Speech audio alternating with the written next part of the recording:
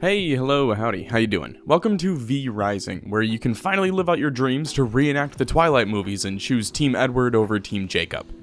The kind folks over at Stunlock Studios were gracious enough to sponsor me for this video, along with giving me the challenge of slaying every boss in the game. The kicker? Well, you already saw the thumbnail and read the title. Do I really need to spoon feed you? I'm gonna do it anyway. I've got 100 days to attempt to rise above the other vamp kids hanging out at the Hot Topic and truly establish our hero as a legend amongst beasts. At the time I'm writing this, there are 37 bosses in the game. No, that can't be right. Hold on. Yes. 57. There are 57 fucking bosses in this game. Is that enough content for you all? Just an Elden Ring's worth of unique bosses? If you're trying to do the finger math in your heads, this means I'll need to kill a boss on average every 1 to 2 days. Can I do it? Honestly, I don't know. It seems like a hell of a grind for a solo player, but I'm still gonna give it a shot. Alright, enough rambling. Let's do this. Meet Seymour Butts, our elegant vampire on a quest to become a god. We start our journey in an abandoned crypt. Upon leaving, you'll enter the tutorial area where you'll learn the basics such as fighting, crafting weapons, and all of that good shit.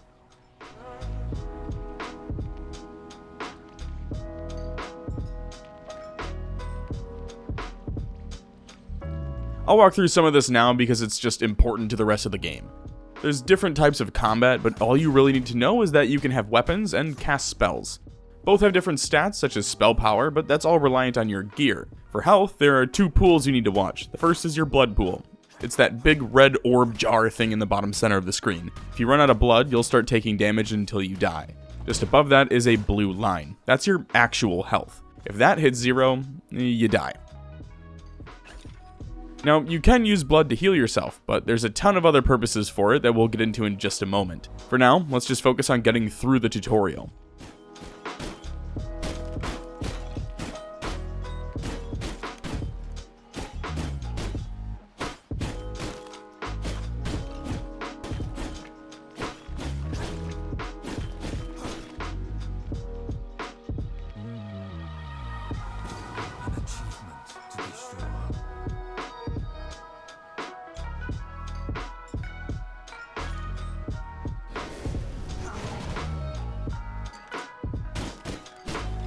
Once you reach the end, you'll be prompted to choose which section of the woods to enter.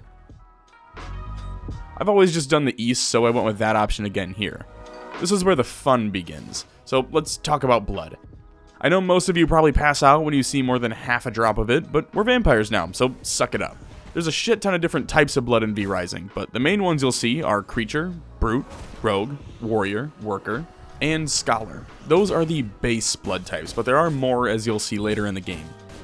All come with their own buffs and debuffs depending on quality. Did you see that percentage at the top of the animals? Well, that's the blood quality. The higher quality blood, the better the buff. For example, we have Creature at the moment. At 7%, we fall into Tier 1, which gives us a movement speed boost. At something like Tier 4, we get 100% increased health regen. All of these stack as well, but it's important to remember that swapping types will reset everything, so none of this carries over between animal. Just as I finished that essay of exposition, it's daytime, so let me walk through that real quick too. In V Rising, everything works in reverse. You want to spend most of your time out at night, as sunlight will damage you, killing you in just a few seconds. Don't believe me?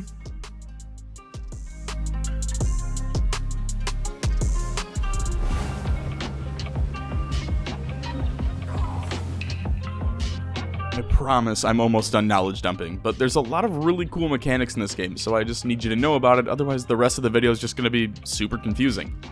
So, much like any other crafting game, you can craft your own weapons and armor. To start, we have all bone material. Axes yield more wood from trees, maces yield more stone and ore from rocks. Swords will help with plant fiber and other things like that. For now, I'm just going to keep following the quest given in the top left of your screen so that we can keep unlocking everything.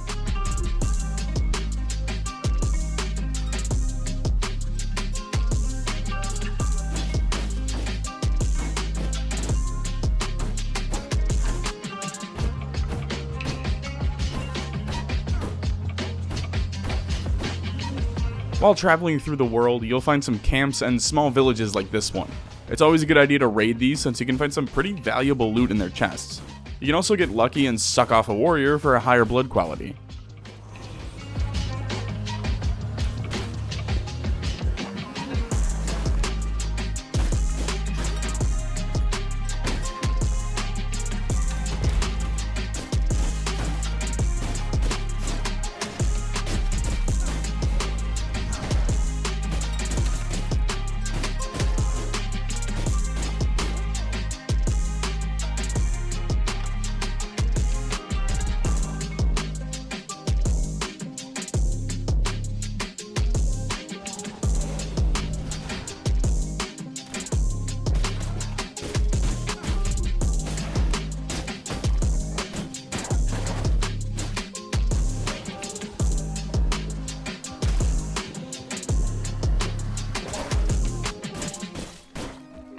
Towards the end of day 1, I put some focus into building out the beginnings of my castle.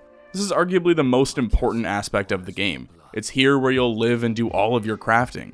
Honestly, when you're not fighting or farming, the rest of your time is likely gonna be spent at your castle. That is, unless you're a dumbass like me who puts his right next to a skeleton priest. The issue I'm running into is that I'm severely under-leveled for this area, but I didn't want to drop a castle down all the way at the bottom right of the map. Think of your coffins as bedrolls. You can place and claim one that'll serve as your respawn point whenever you stand out in the sun for too long. Speaking of the sun, it's back. You know, I kind of feel like Howie from Benchwarmers when he's just like terrified to go outside. Yeah, that guy. To kick off day 2, I built out a mist brazier. This burns bones and creates mist to block out the sun, allowing you to work around your base without having to be burned alive. Now that we have some shade, we can build out a sawmill and workbench. All of these refining shops have buffs that can be gained based on certain criteria. For sawmills, they'll receive a 25% buff when in a confined room with a roof, along with a 25% material cost reduction when that room has a matching floor. Honestly, most of the early game is just grinding. These workshops take a ton of material that you'll need to farm out manually, at least for now. Eventually, we'll be able to get servants to do the busy work for us, but we'll worry about that a different time. For now, it's grinding. Luckily, this is a video, so you don't have to sit here and watch wood become planks, so here's the workbench. Once it's crafted, we can start making reinforced weapons and plated armor. My favorite part of the progression of V-Rising is the fact that most of your gear can be upgraded to make a stronger version, by trading it in at a workshop. It doesn't just make a new item every time, it essentially recycles your old gear and gives you an upgraded piece in return. We'll need some more stone and planks to get reinforced weapons though, so I ended up spending most of the night just farming resources.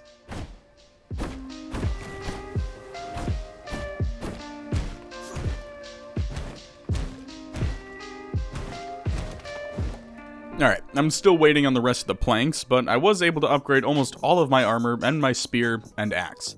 So all that's left is the sword, mace, and gloves, which I'll need hides for. I chose to upgrade the mace first instead of the sword here since we can use it on copper nodes now, which will give us copper ore, which we can then use on a furnace to make copper ingots to use on more upgrades. Another one of my favorite features in V-Rising is that the roads aren't static. There's patrols that constantly wander on them, whether it's poachers or skeletons or whatever, and you'll often cross paths leading to a fight. That's kind of what happened in this instance, as you can tell by all the loot on the ground. It's just a nice little added feature that gives the game a bit more life.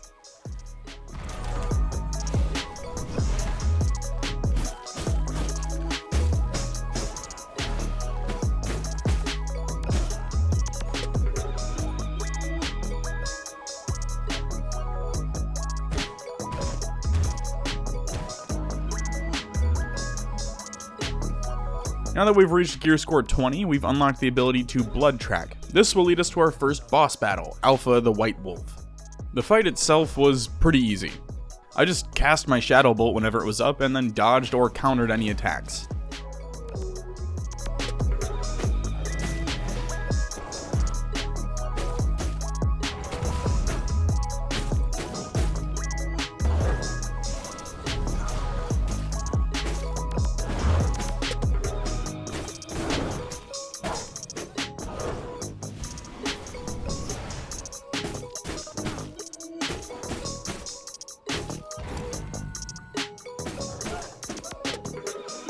After beating the wolf, you can extract its V-blood, giving you the special power of becoming a furry.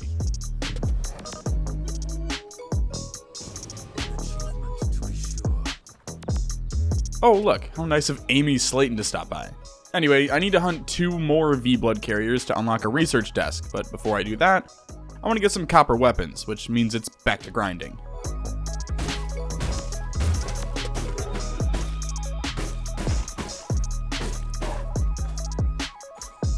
I made it back to base as the sun set and immediately dumped all of my copper into the furnace to start stacking ingots. While waiting for that, I began tracking Keely the Frost Archer. Honestly, all I really need now is a copper spear, so as soon as that was crafted, I threw on my Fursona and began tracking down Keely.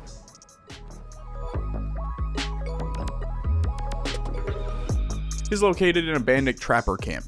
It's a larger village with a ton of hostile NPCs. This fight was way more exciting than the Alpha Wolf.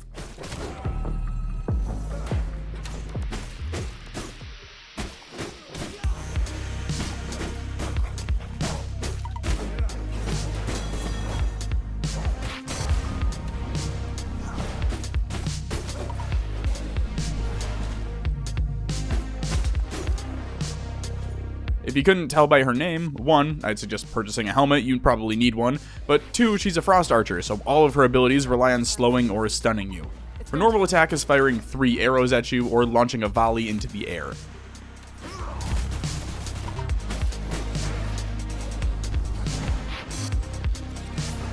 She also has a rogue mechanic where she goes invisible for a few seconds before reappearing and sending a bolt at you.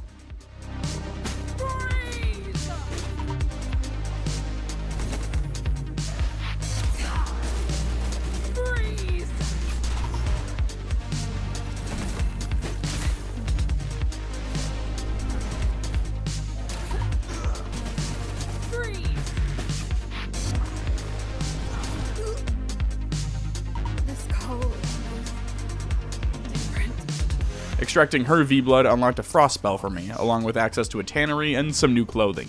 The sun's almost up though, so I decided to head home and see what I could do with the tannery while waiting for nightfall. I fucked up here and accidentally ate a heart, which restores some blood, but changes your blood type to frail, which doesn't provide any buffs.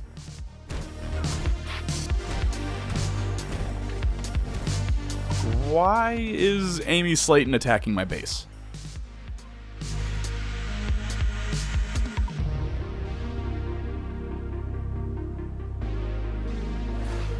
As it turns out, I can use the leather crafted at the tannery to make a Night Stalker set, which will end up giving me more than 100 more health than my current armor. While waiting for everything to craft, I began tracking Rufus the foreman. He's located nearby, and killing him will give me a blood spell point, a woodworking bench, some simple furniture, and access to a crossbow, which I'm very excited to try out. As you can see, there's 6 different spell categories: blood, chaos, unholy, illusion, frost, and storm magic. Since I just earned a frost point, I unlocked Ice Nova and placed it on the counter slot.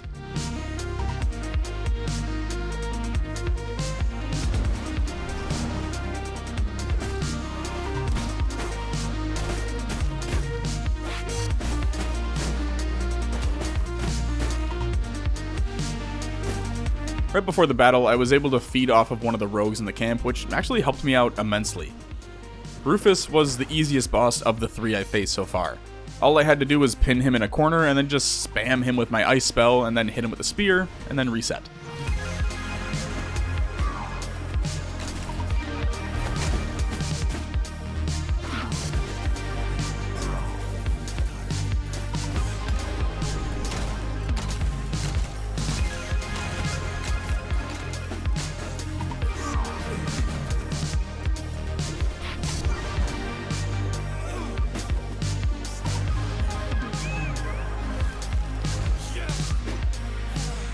After extracting his V-Blood, I raided the camp for some more supplies before heading back home for the day.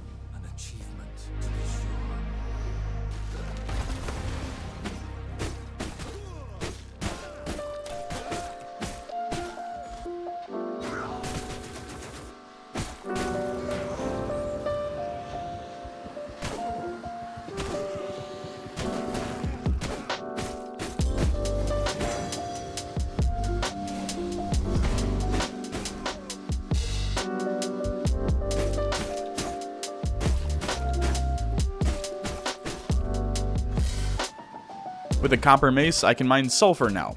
No idea what I'll use it for, but it's another tier up, so I'm going to grab it whenever I see it. Outside of that, we can craft a copper crossbow and continue making Night Stalker gear, so I kept up with that.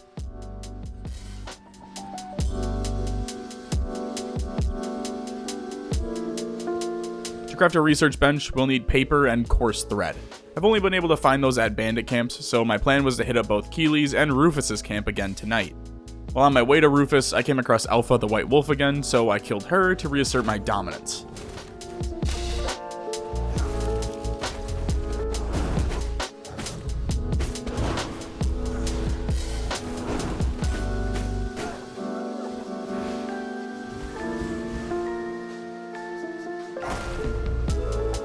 As it turns out, you can get paper and coarse thread from killing the humans in the area, as well as from chests and from peacefully protesting their property.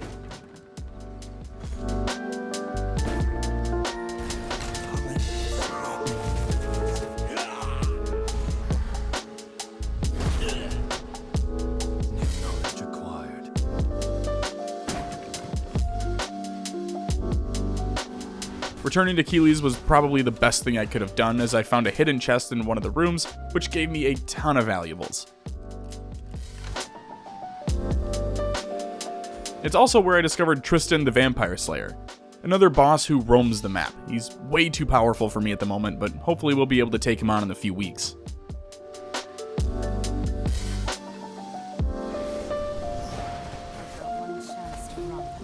It's going to get a lot more difficult in a moment.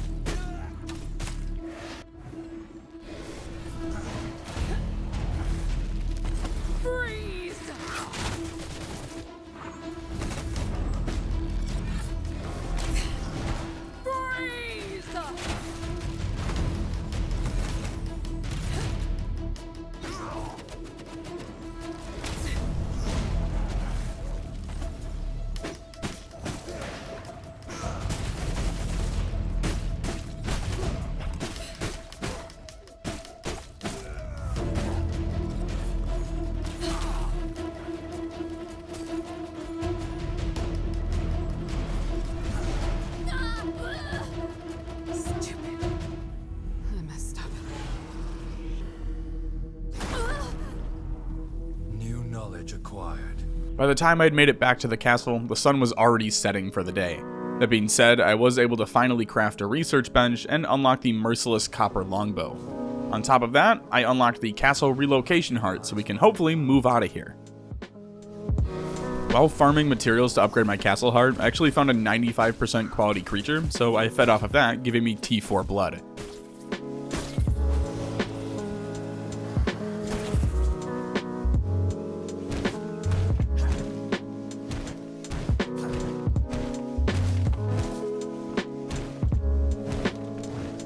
Alright, it's time to start remodeling our castle.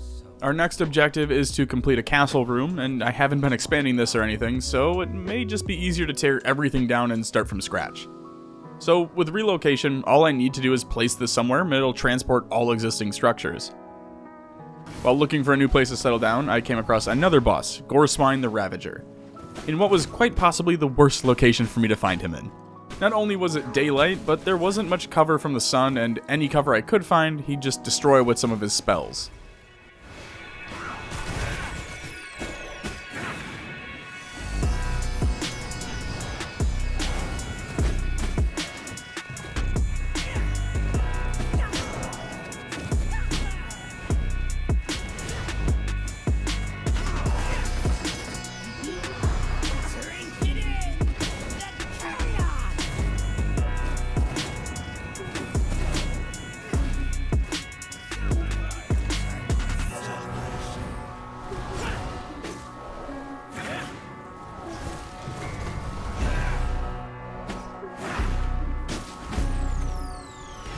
This was a close fight nonetheless, and one that I probably could have won if I'd paid enough attention to use my salve when I was wounded. With that though, I respawned and made the trek back to recover my gear. With everything recovered, I headed north until I found a nice little spot to settle down on.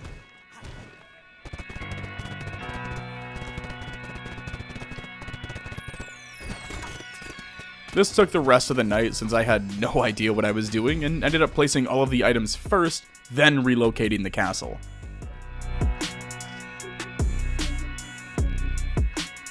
With my new home established, I spent all of day 9 clearing the area and trying to get a better feel for the layout. I figure I'll keep all my production sources on the west side of the castle and all my research and workbench on the east. The north will be more of a storage room once everything is built out, but that'll likely be some time still. In order to craft bricks, we'll need to make a grinder. No, not that one. This one, while equally as gay, turns raw material into bricks for us to build cool shit with. Though to build one, we'll need 2 more whetstone, which can be looted from any bandit camps throughout Farbane Woods. On the map itself, you can see these lighter bubble outlines, which are the bandit camps. When you hover over them, you'll see the types of loot you can find in them, which is just so nice to see.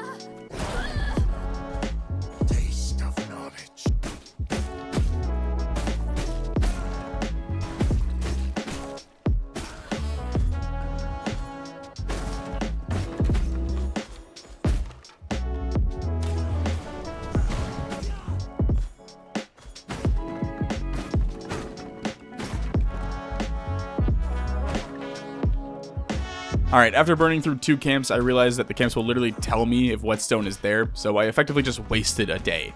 I also learned that you can earn the recipe to craft whetstone by defeating another boss, so I began tracking Grayson the armourer.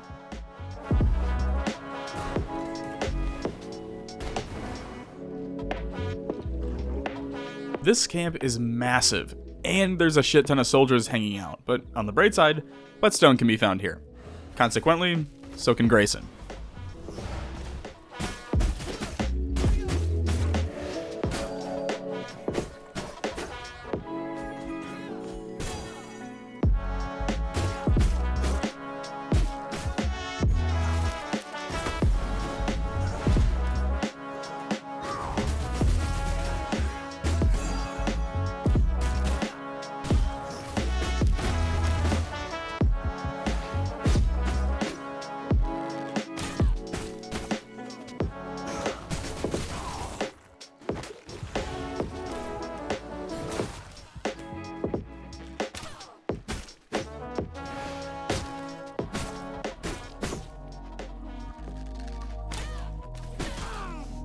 Turns out maybe I'm not as good at this game as I thought I was. Luckily for me, there's a way gate nearby that I was able to respawn at.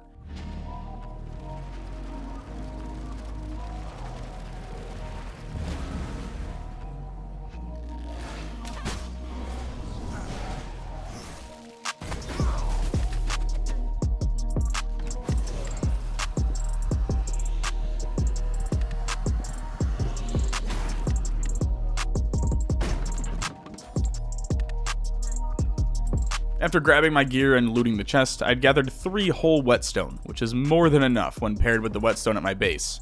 Since my inventory was full, I tried to go back through the waygate, only to find out that I can't use it when carrying certain items, meaning I've got to head back on foot, or rather, paw.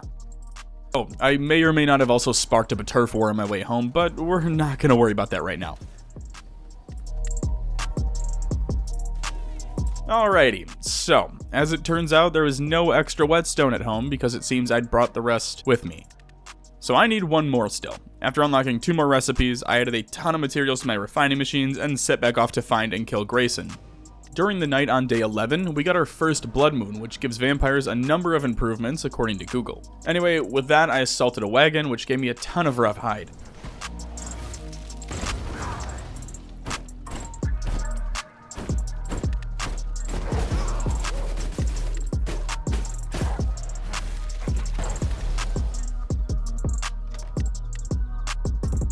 I made it back to the bandit camp for round 2 just at halfway through the night, so I'm going to try to speedrun this and see if I can take out Grayson before sunrise.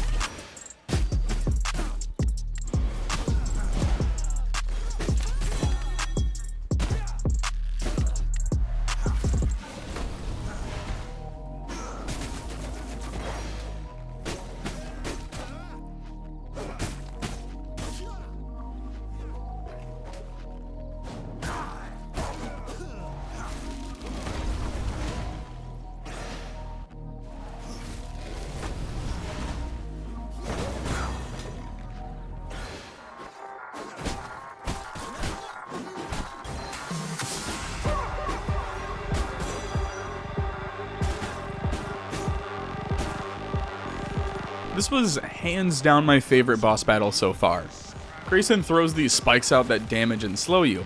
All the while he launches these hooks out at you to pull you through multiple spikes at a time. If you're unlucky, this can effectively one-shot you. Now you can try to just brute force this and try to maneuver your way through the minefield of spikes, or you can use your surroundings and grab one of the armor sets, become invincible for a few seconds, and use that time to run through all of the spikes, removing them from the battlefield.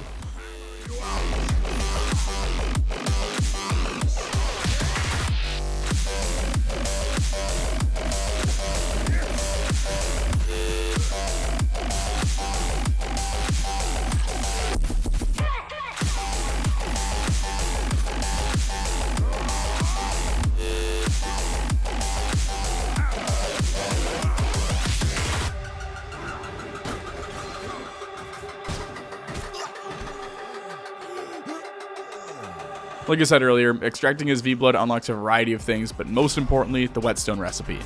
With that, it's day 12 and we're 4 bosses in, which means we're right about on track with the remaining 33 bosses of this area. Anyway, we've got 17 whetstone now, which is way more than needed, but I'm sure it'll be a required resource going forward, so it's still worth it to grab the recipe now. Almost all of day 12 was spent just getting home. Once I finally made it back to what'll become our castle, I used my illusion point on unlocking the Spectral Wolf spell. I have a spell jewel that allows the wolf to also heal me at the end, which should be a huge upgrade over something like a Shadow Bolt. Outside of that, I built out another grinder and started making some stone bricks. I'm gonna need a ton more since it's 12 stones per brick, and we've got a shit ton of walls to build. This bitch is gonna look like the southern border when we're done with it. While waiting for resources to refine, I unlocked a Warlock's ring and some Marauder pants, which just look like those leggings all the chicks wore in college when we go to the shitty dive bars for $7 liter rails. Anyway, I spent the entirety of day 13 farming stone and wood.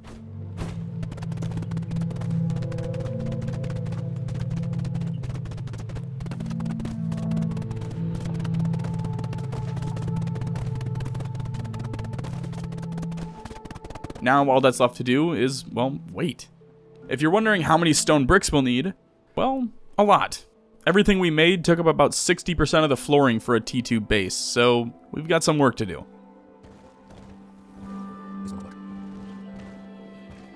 While we wait for the machines to make some progress, I figured I should finish off the level 20 bosses, so I targeted Errol the Stonebreaker and began tracking him. This inevitably led to a massive copper mine. Come to think of it, this may be the largest camp I've raided so far. Not only is there a massive camp on top, but you can head down below into the mines, and there's an even larger encampment to explore, and it's absolutely loaded.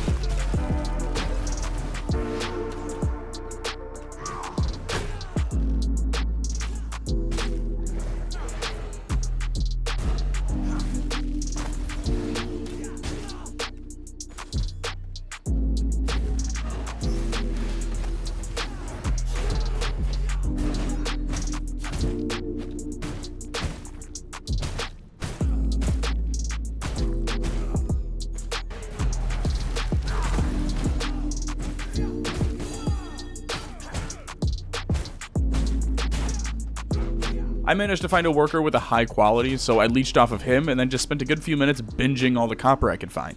If you're wondering what the worker qualities are, it's about what you'd expect. Extra yield from nodes, increased damage to nodes, and then mount gallop speed for some reason, which is pretty neat, and we'll talk about that later on.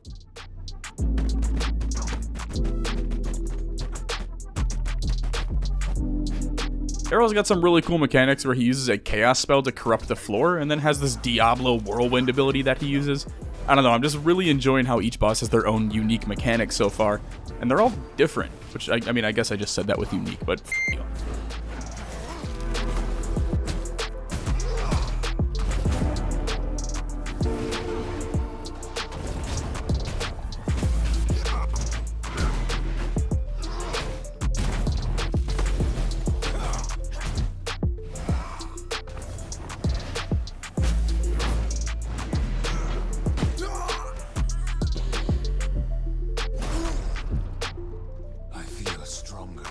I used the chaos point I got from defeating Errol on Chaos Volley, which fires 2 bolts and ignites the enemy.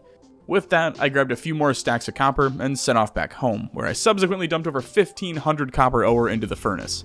Once that was queued, I grabbed around 70 stone bricks and placed 2 entrances before spamming the rest of our material into flooring. Throughout the rest of the night and into day 16, I focused on building confined rooms to give the workshops their boosts.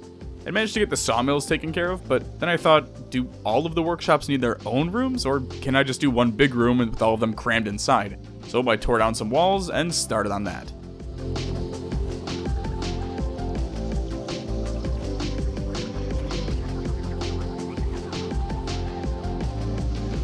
Oh, I also unlocked a castle waygate, so I can teleport to and from my castle as needed, though I'll need some gem dust and grave dust, so I'll need to figure that out.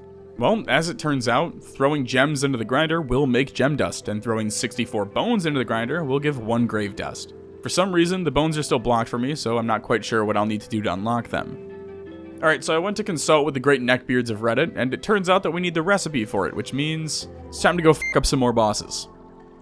More specifically, it's time for a rematch with Goreswine, as he's the one holding on to the grave dust recipe. Before that, I ended up just waiting until I had enough stone bricks to finish walling in the workshops though. I figured it's better to wait 5 minutes and get both of those buffs than to disappear for 20 minutes and not have them that whole time. With the workshop room completed, I set out for a rematch with some dickhead named Goreswine. This battle was a little underwhelming, if I can be real, but I think I may have just been due to the location. Goreswine is hanging out in a graveyard, surrounded by skeleton priests who summon additional skeletons, while Goreswine summons additional skeletons. It's literally kill the priests and Goreswine before they overwhelm you.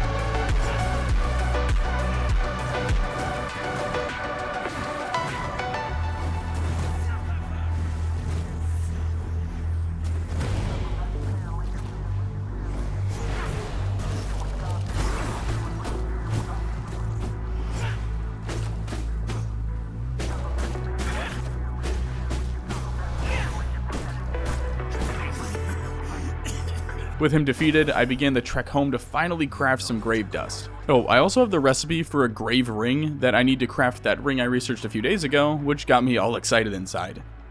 Well, on my way back, I found a downed alpha wolf, so someone just came through and fucked this poor guy up while I was doing battle with the boner up the hill.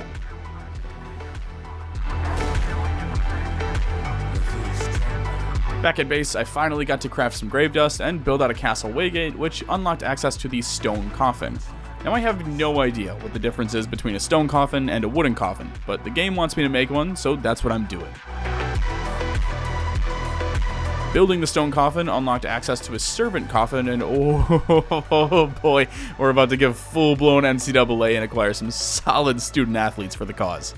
As it turns out, you need greater blood essence to craft a servant coffin. Now I do have some, but there's a recipe to convert regular blood essence into greater, so I figured I could kill 2 birds with 1 stone and check another boss off the list. That was until I looked at the boss list and realized that none of the next 7 bosses gave me that recipe. So until I increase my gear level, it looks like I'll be relying on whatever hearts I can find and hoping I get lucky. That being said, I do have 3 greater blood essence already, so I was able to make 3 servant coffins.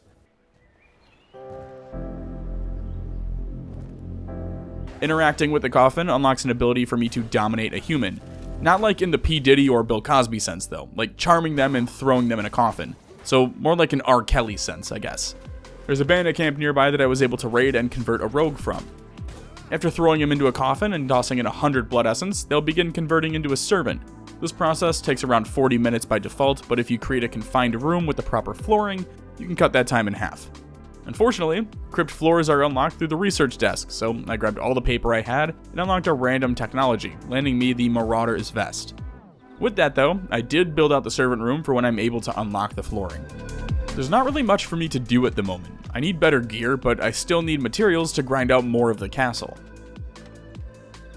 While farming some stone, I noticed a stone giant fighting poachers. With a little bit of luck, I was able to kite a patrol into the stone giant, taking out both at the same time and netting me a ton of material.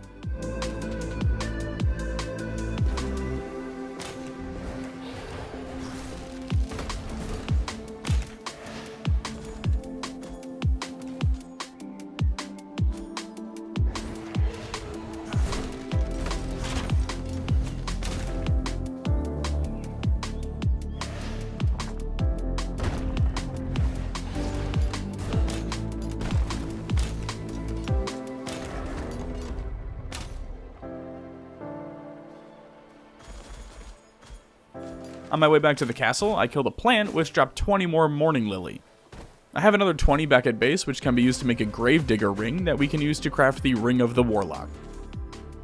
While waiting for more grave dust, I crafted the Marauder vest and leggings, giving me a substantial boost to my health and raising my gear score by 12 levels. I didn't have enough bones to make all of the grave dust needed, and another servant sounds like a pretty good idea, so I set off back to the bandit camp to farm them for more of each.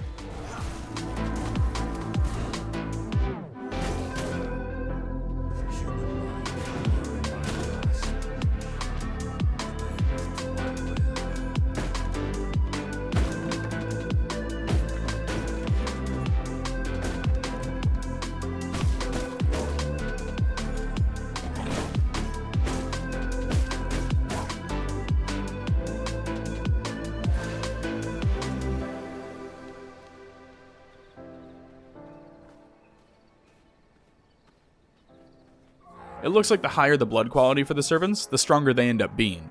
One thing that did cross my mind was why wasn't I targeting workers? I could effectively use the servants to farm materials for me while I did whatever I wanted. So with that, I set off for the mines to find a high quality worker to bring back.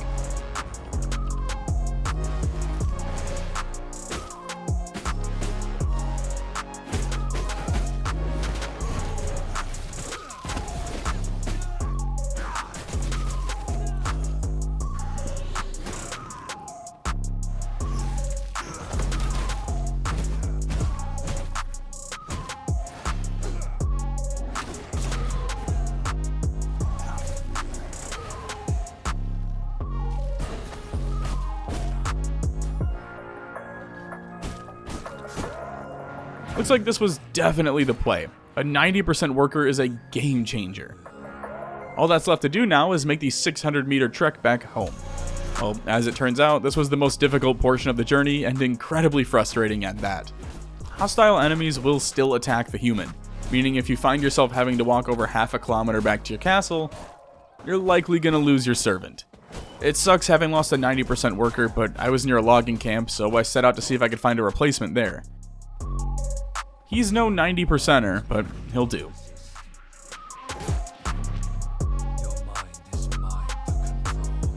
As I was making my way home, I found another worker just wandering the streets, so I set my other one free and grabbed this guy in exchange. Oh, turns out he's not actually a worker, but he is a 73% warrior, which I'm sure will come in handy.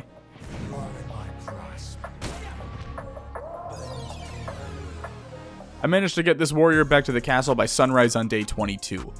While we waited for them to finish converting, I loaded up my workshots and just waited around for nightfall. To pass the time, I started organizing my loot chest by moving all of the powder and dust into one material storage and keeping the rest in the main. Once I'd collected enough grave dust, I finally crafted that gravedigger ring. I still need another greater blood essence and some more crude sapphire, so that was the focus today. Well, sorta. I also need a shit ton of bones, so I chose the Forgotten Cemetery as my target. I figure along the way I'll just smash any gem-covered rocks I find and hopefully can walk away with everything I need and then some. I'll also plan on pillaging the bandit camps along the way for good measure.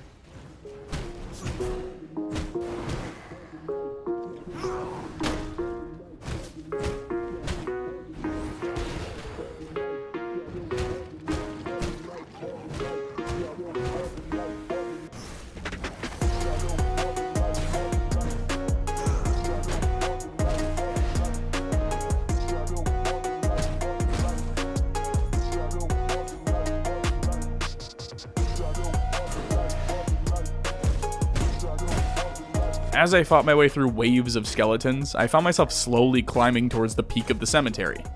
When I finally reached that summit, I looked out to see another boss, Nicholas the Fallen. I'm still undergeared for this fight, but I figured, well, I'm already out here, I might as well give it a shot. This was easily the most difficult boss battle I'd taken part in so far. Not only was I underleveled, but I always tend to struggle with magic-styled bosses in really any game. Nicholas will summon skeletons to fight for him while he casts a variety of spells towards you. The most difficult of which are these waves of skeleton heads that just kind of dip and dive and as they project out, making them fairly difficult to dodge. All while taking on his army of skeletons.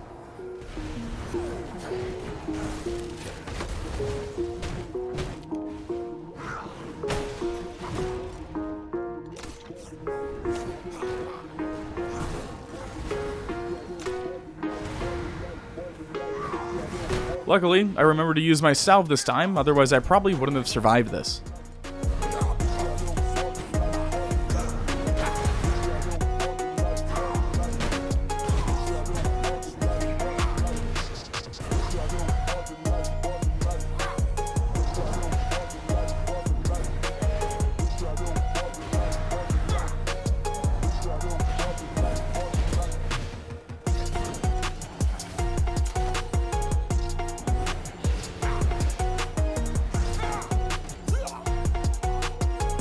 With Nicholas dealt with, I unlocked another spell point, a paper press, and then some more decorations.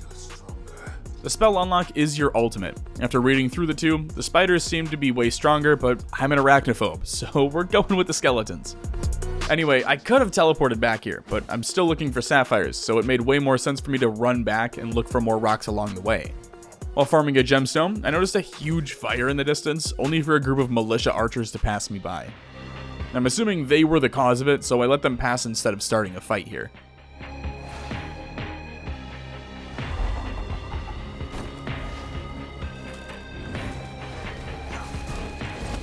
If you're wondering what my alt looks like, well, there you go.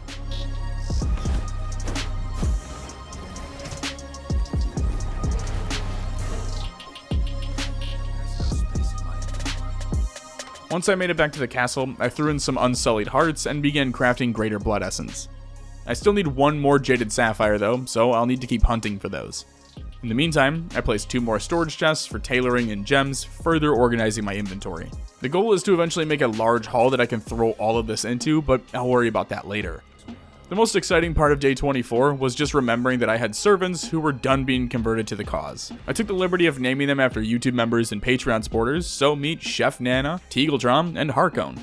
They each have their own stats like health, power, proficiency, and expertise, along with bonus perks and gear, which I thought was really cool. They loosely reminded me of the companions from the Mountain Blade games. This, in turn, unlocks the Castle Throne, which you can use to send these servants out on hunts to retrieve resources for you.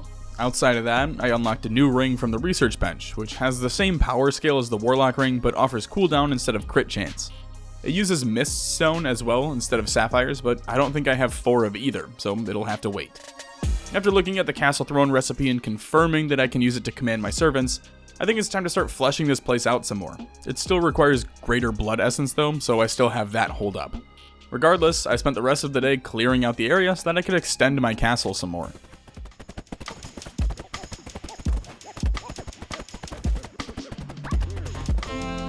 When I finished with that, I laid out the foundation for the throne room. I chose this little corner of the mountain since it overlooks a waterfall, and I thought that'd make for a great background. Once everything was placed, I went through and threw up some wallpaper to make it feel like more of a 70s household. All that's missing now are the shag carpets. Well, it's been a few days since our last boss battle, and nothing seems to progress us faster than taking these guys out, so I picked Kodia the ferocious bear and began tracking it. If you're wondering why this and not someone else, well, killing this thing unlocks bear form, which I'd imagine means going on a massive Super Bowl drought and failing to draft a competent quarterback, but we'll just have to see. This beast can be found in, shocker, the Bear Cave in the southeast. The fight was incredibly easy, thanks in large part to my new ultimate ability and the fact that a blood moon triggered as I started the fight. Bear has 2 major abilities. The first one causes rocks to fall from the ceiling, damaging you and often comboing you into the next line following down. The second ability is its charge attack. Bear will stun you and then dash at you, dealing pretty decent damage. Once I got those down, it was as simple as dodge, spam magic abilities, and then dodge again.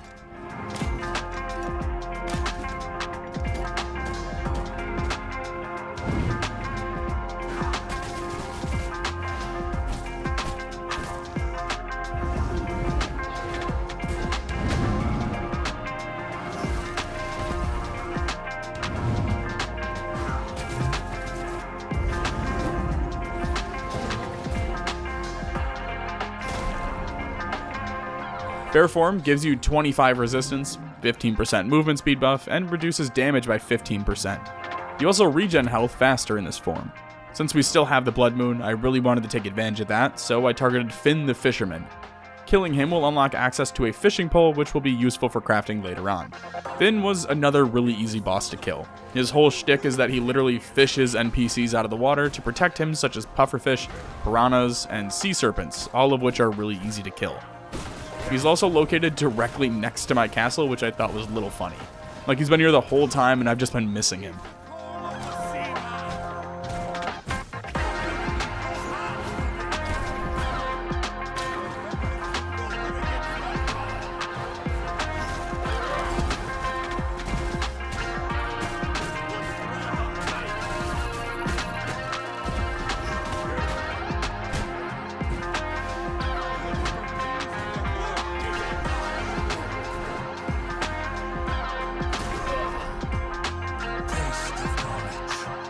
I kicked off day 26 by crafting the Ring of the Spellweaver after grabbing my 1 Greater Blood Essence from the production shop.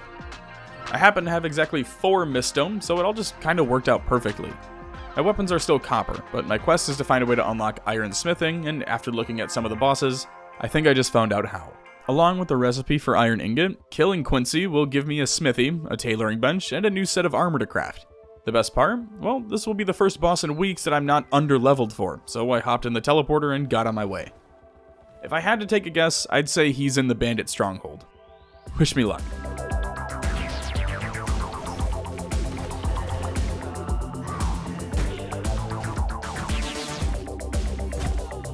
This was actually really cool, and I really like that the game requires you to use your form mechanics because you need to shift into a bear in order to break down the gates to the stronghold.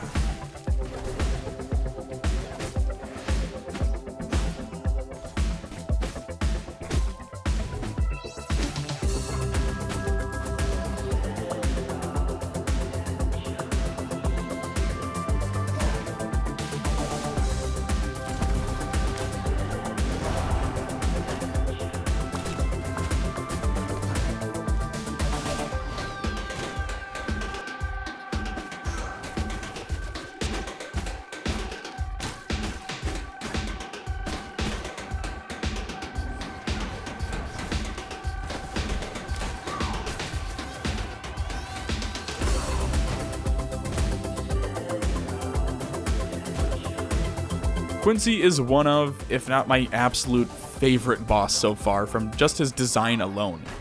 He's this big, brawlic man with a giant spiked shield who uses chaos magic and charges to take you out. The best way to defeat him is to stand next to a rock or one of the walls, then dodge out of the way when he charges at you. This will stun him against the object, allowing you to hop in and deal a shit ton of damage.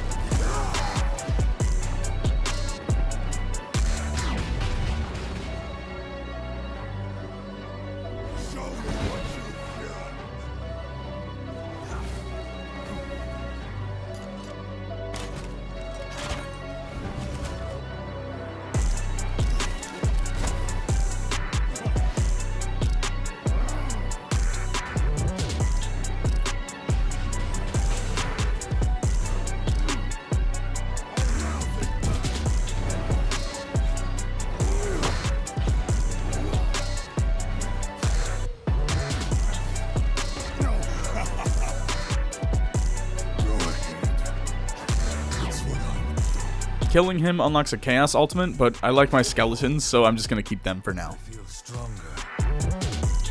Most of the morning on day 27 was spent making the journey back to the castle. Since I'm carrying whetstone, I can't use the way gates. It could be worse though. At least now I can do things like farm gemstone rocks when I come across them.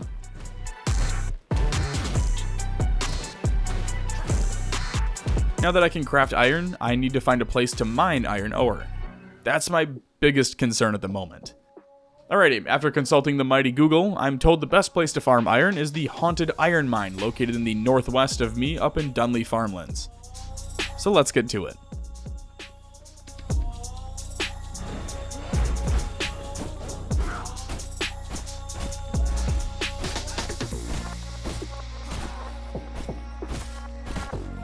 It seems I'm a bit underleveled to be here.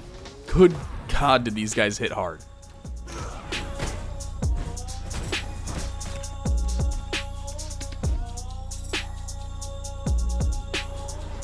I found a few quartz nodes, but I'm just praying this isn't an iron node, because if it is, we need a better weapon.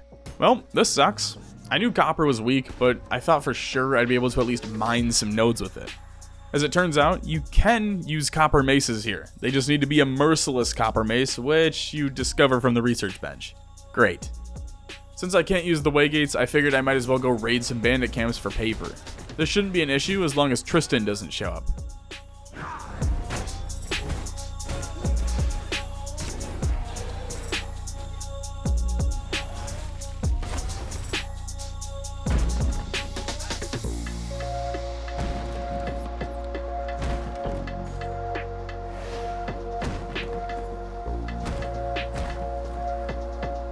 God damn it.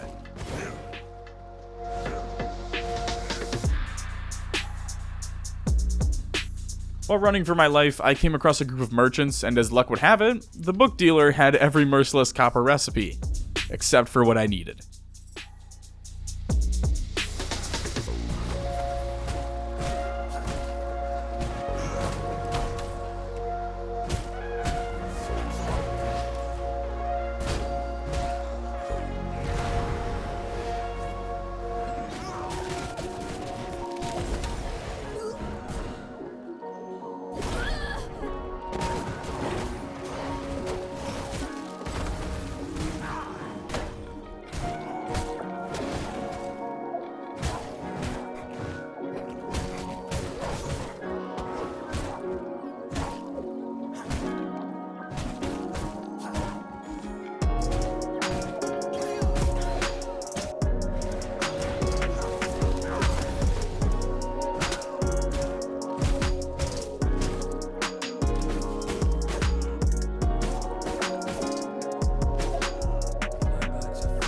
After raiding 3 separate camps, I walked away with a whopping 12 paper before remembering I can craft a paper press.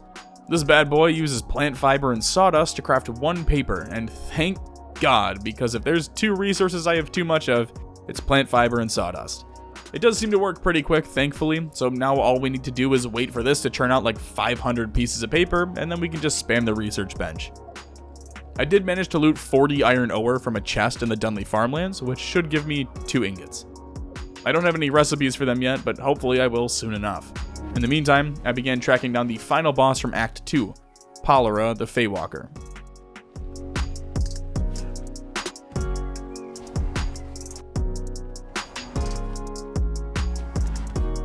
I found Polera in the gleaming meadows out in the west of the map. There's almost no cover here, so the plan was to simply wait until nightfall and then attack. I don't know if this was just because I'd already been fighting tougher bosses, or if it was just because I've been getting better at the game, but Polera was an easy boss through and through. Arguably one of the easiest bosses of the playthrough so far, similar to Finn the Fisherman. Her abilities were similar to Keely the Frost Archer, so as long as you can dodge the initial shots, there's cooldowns where she's basically just standing still and you can drop your kit on her.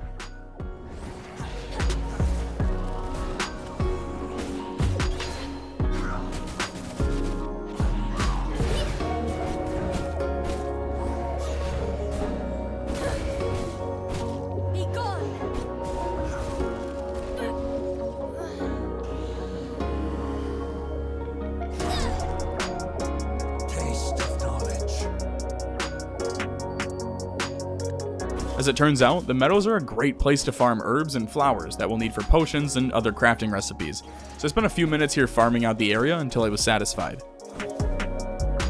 Once I was back at my castle, I built out some more specific storage racks to continue optimizing my loot.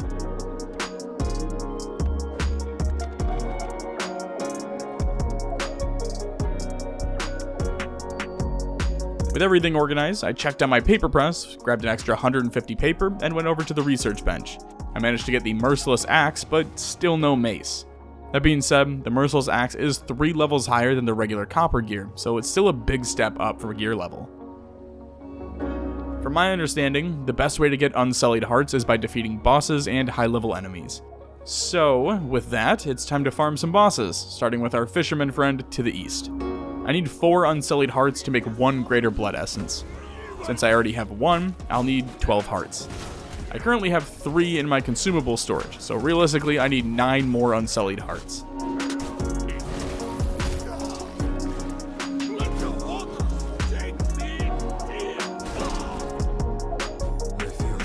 I'm almost wondering if I'm too high of a level for these Act 1 and Act 2 bosses now, so I'm gonna check out the militia camp just north of here and see if that'll give me better luck. Hey, one's better than nothing. Alright, this is definitely the play. Stay north and farm these dipshits. While pretending I was back in Lumbridge farming cows like the good old days, I came across a stable with 2 horses inside. I'm able to take one and ride with it. It looks like you need to keep them stocked with plant fiber, but that shouldn't be a problem, so at least for now, it looks like we got ourselves a mount. As I was naming my noble steed, Simon the Vampire Hunter came patrolling through. I'm pretty sure he can just one-shot me right now, so best to avoid him. While fighting another militia patrol, I noticed yet another horse that I added to my collection.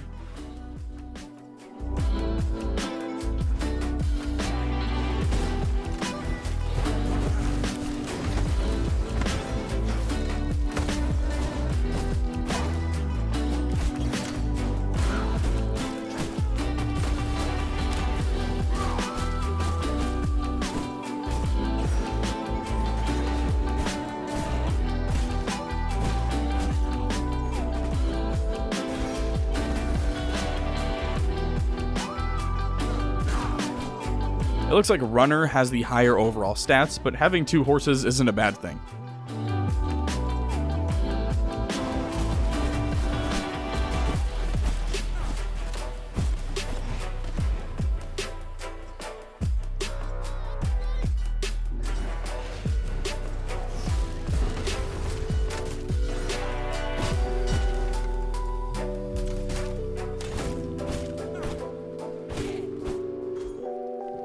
As it turns out, this entire village is loaded with horses.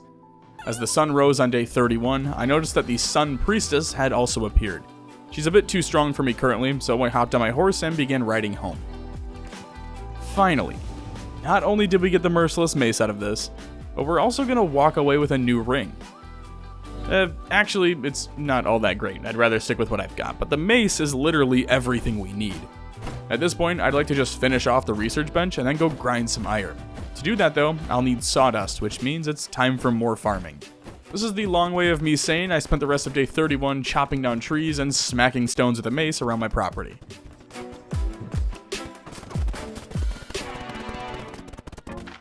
Now as it turns out, I'm an absolute dumbass, and completely missed 3 bosses in Act 2, so while I wait for my sawmills to finish up, let's get them knocked off, starting with Lydia the Chaos Archer.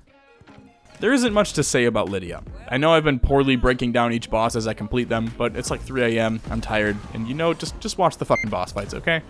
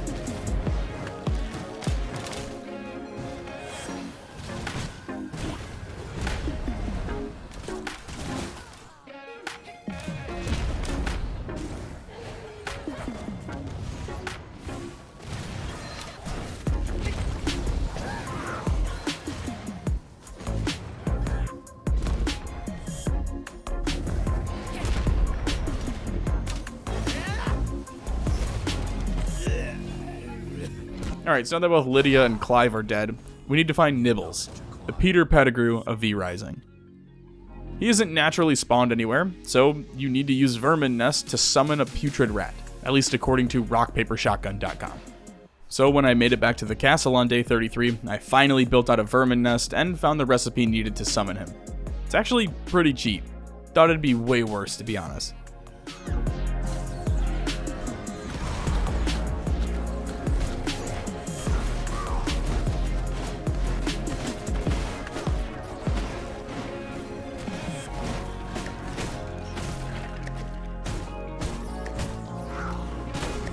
It turns out these servants are good for something after all.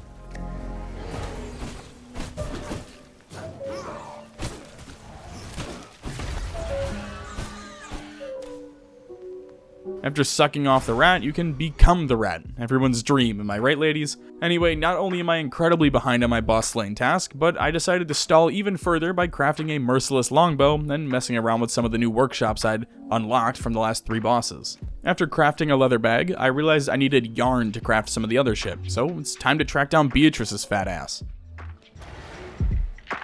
Turns out she's in that same town I was pillaging a few days ago. The only holdup right now is that I'm stuck waiting for nightfall, since there's no cover in the middle of the streets.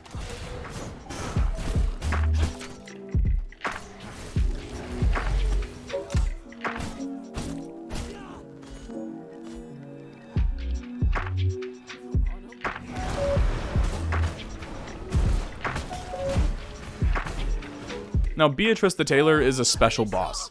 She doesn't actually attack you. Instead, she just runs around the fucking town and pulls all the other NPCs to come whoop your ass. Normally, not that big a deal. A little annoying, but sure.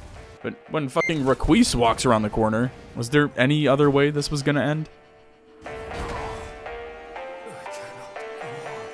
There's also, fucking werewolves just walking around, so...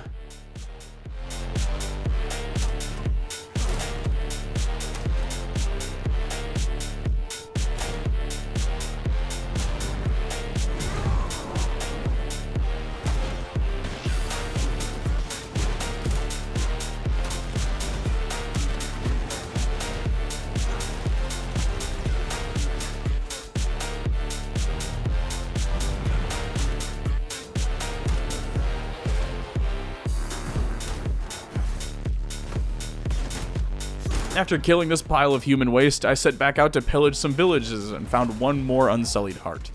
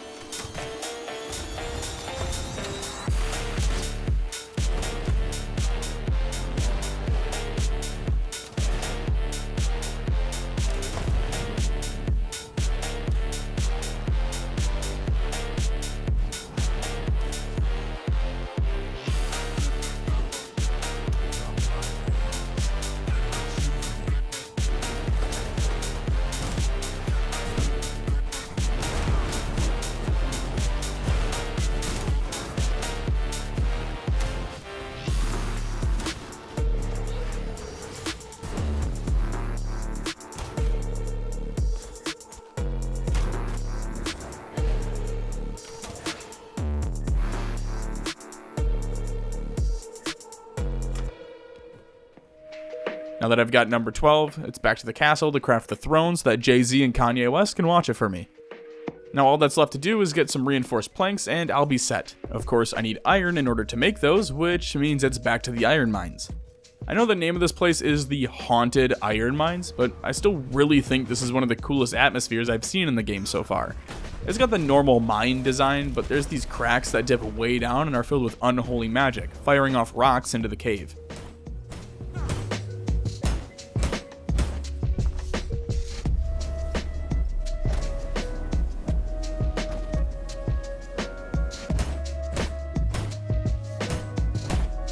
The interior also shakes when the magic is overflowing. Just a really cool place to visit.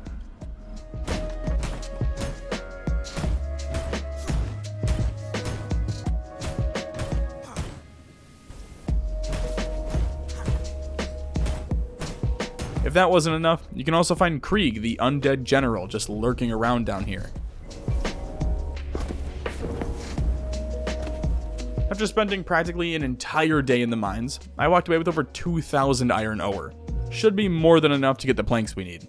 All that's left for us to do now is wait. This is gonna take a while. Since I'm too weak to fight the other bosses at the moment, and it's gonna take some time for the iron to process, I decided to check out fishing. Much like any other survival game, fishing tends to be one of those side skills where you click to cast, and then click at the right moment to catch. Simple and to the point, and to be honest, I like that they didn't try to go overboard. Not every action needs to be some over-the-top minigame. Sometimes it's good to have normal regular skill like fishing, to give a bit more emphasis to the other skills that really shine. With the fish you catch, you can toss them in the blood press to get some oil and fish bones. Want to hear some depressing news? I still need to get the recipe for reinforced planks. To do that, I need to kill Vincent the Frostbringer, a level 44 boss. Since I have no idea how else to progress, I embraced capitalism and purchased a ton of books for recipes, and then bought some potions to increase my damage. While waiting for nightfall on day 38, I crafted a set of Grim Ranger gear and started working on crafting a merciless spear. Now that I'm only one level below Beatrice, I figured it's time to give it another go.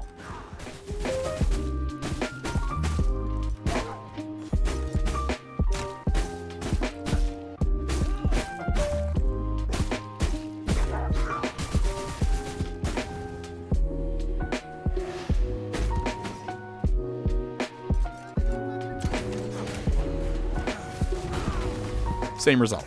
Third time's the charm.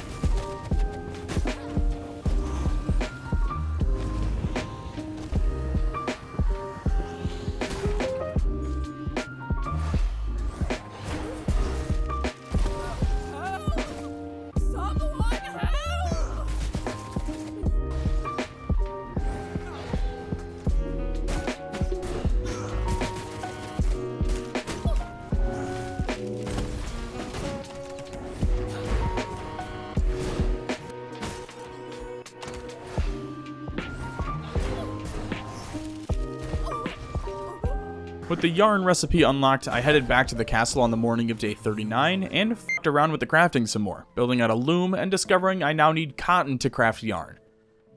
Cotton can be found in some of the farms in Dunley's farmlands, so once the sun set, I headed back out to Dunley's. One thing you'll start finding in the farmlands are these patches of garlic that the villagers are putting out. These can stack up to 100 times, and each stack increases damage taken by 1% while reducing your damage output by 0.5%. Basically, the longer you're in it, the weaker you become.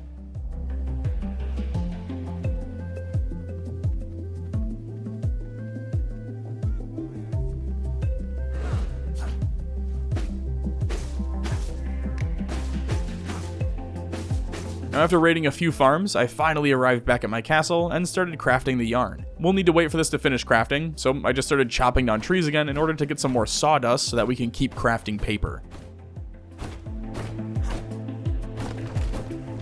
Tonight's going to be a blood moon, and I still need more iron in order to craft a smithy, so I added a second furnace in order to speed up production.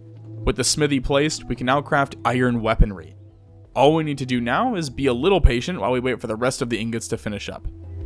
I also threw up some walls so I get that 25% boosted production speed on the smithy. Naturally, I'm one yarn short to crafting a tailoring bench. Now after wasting half of the blood moon, my goal was to just get enough iron to craft an iron spear, and then go fuck up Vincent the Frostbringer to unlock the reinforced planks and make a throne, and then we'll really be moving along here.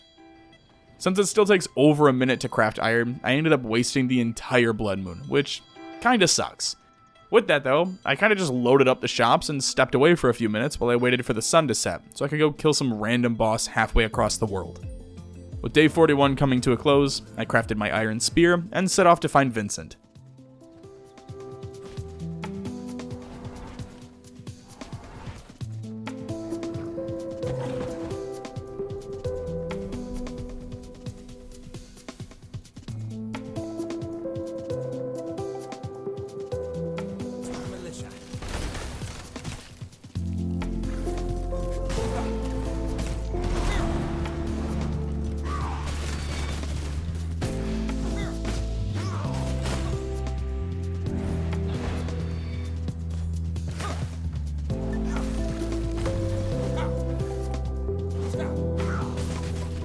Chill, Kyle.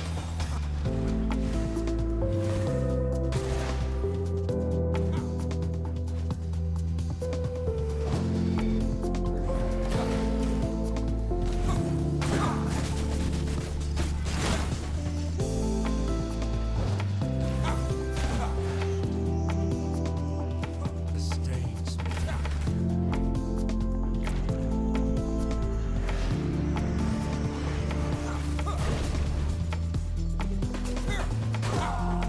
I'm blaming this entirely on the tight walkway with minimal cover.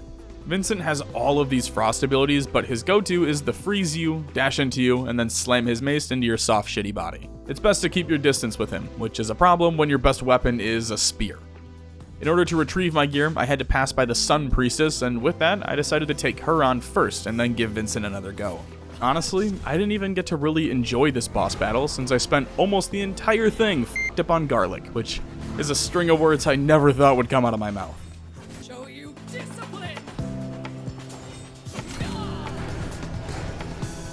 But yeah, I had to dip out because turns out taking 40% more damage while doing 20% less damage is not a recipe for success. Who would have thought? Since I already have garlic exposure, I figured how much worse could it get, so I set off to raid the cotton farms again.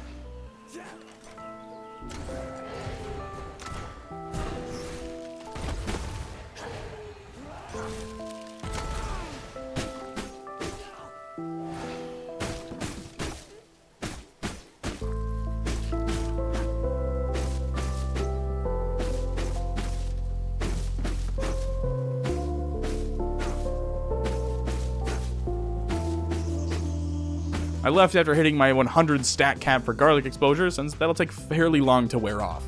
Honestly though, at this point, I've basically just accepted there's no way I'm going to be able to get through all 57 bosses in one go. Like, don't get me wrong, I'm still going to try and give a genuine effort, but I'm not skilled enough and lack the game knowledge needed to pull this off solo. And I'd rather focus on showcasing as much of the game as possible, rather than panicking and rushing to get through all of the bosses as quickly as possible. Back at the castle, I crafted an iron axe and iron mace, and then got to work clearing out the area in the back.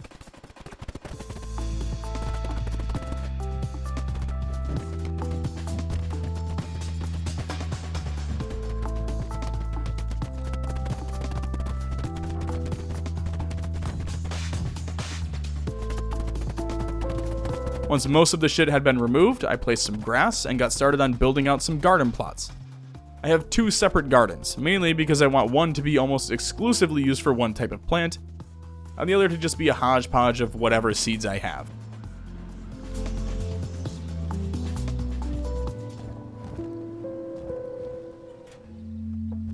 The only problem? You can't purchase cotton seeds from anywhere. You need to find them in crates and barrels in cotton farms. So even though I just spent the last day and a half removing the garlic debuff, it's back into the fray.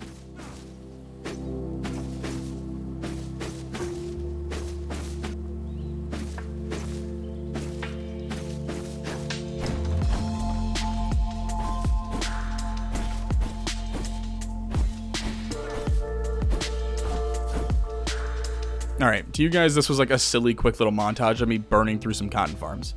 Guys, I 100%ed 4 different cotton farms. Look at the loot. Do you see any cotton seeds in there? Me either. With 5 cotton farms destroyed and 0 seeds to show for it, I returned home to continue the grind. While waiting for the sun to set on day 45, I crafted an iron sword and iron longbow to complete my collection, along with crafting a tailoring bench. This, in turn, unlocked stronger gear, the Hollow Fang set, and a hunter's cloak, though in order to craft them, I'll need more yarn and wool thread. It wasn't until I started taking damage that I realized I was completely out of blood. Luckily, there was a moose sitting around outside and I was able to leech off of it, walking away with a whopping 1 HP.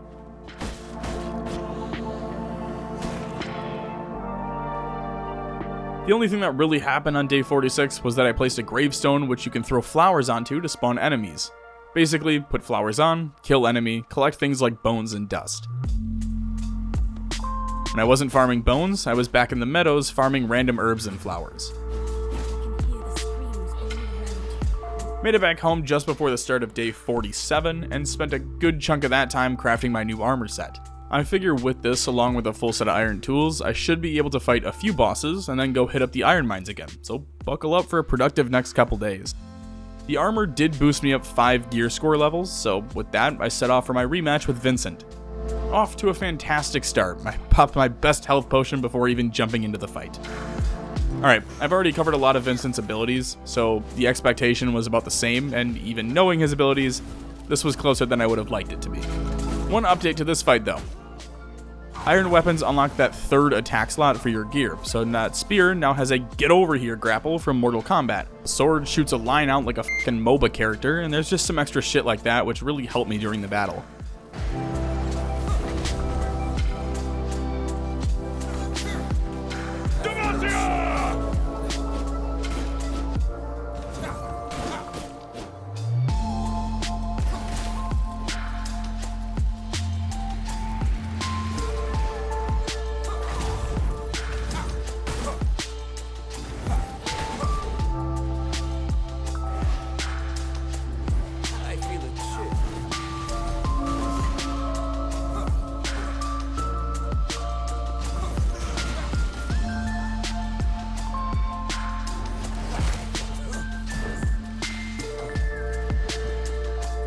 Not only was Vincent holding the recipe for reinforced planks, but he also has the recipe for prisoner cages, so it's time to see what those can do. Before that though, let's go find that priestess again. The only difference here is that I swapped out my Ice Nova spell for a Crystal Lance spell. Alright, priestess fight, go. I will do as the light demands.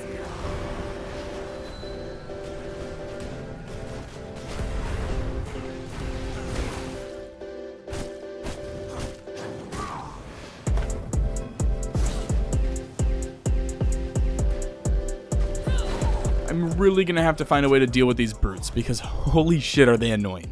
I must have died to them like 6 different times now, and it's ridiculous. So, the Christina fight is difficult because she can 1. Stun and silence you, 2. Spawn militia guards to help fight, 3. Fucking heal herself. With that, magic seemed to be the play here. Whenever she started to heal herself, you can break her out of it by using your spear abilities, so I would just wait until that happened, and then shredded her.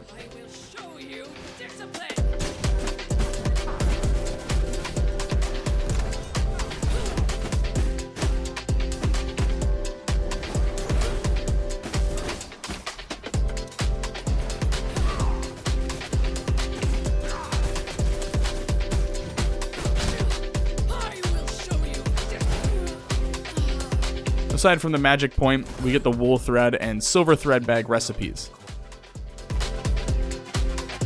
All that's left for this group is Tristan the Vampire Slayer, every edgelord cosplayer's dream. Killing him unlocks the Greatsword, Greater Blood Essence recipe, and Blood Hunger ability, which allows you to recognize blood type and quality of all nearby units instead of having to scan over them. Before heading out, I grabbed the Veil of Illusion Dash, which allows you to dash and then teleport back to where you were standing if you recast in time. The Tristan fight was incredibly difficult, and I spent more time running than fighting.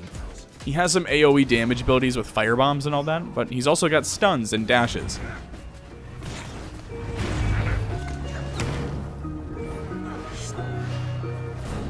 Overall, he's just difficult. There were quite a few times I was under 10 HP, most notably when I cheated death with 1 HP, using the wolf spell to heal me several times until I was able to call my ult in, having the skeletons finish the job for me while I hid in the trees speaking Vietnamese.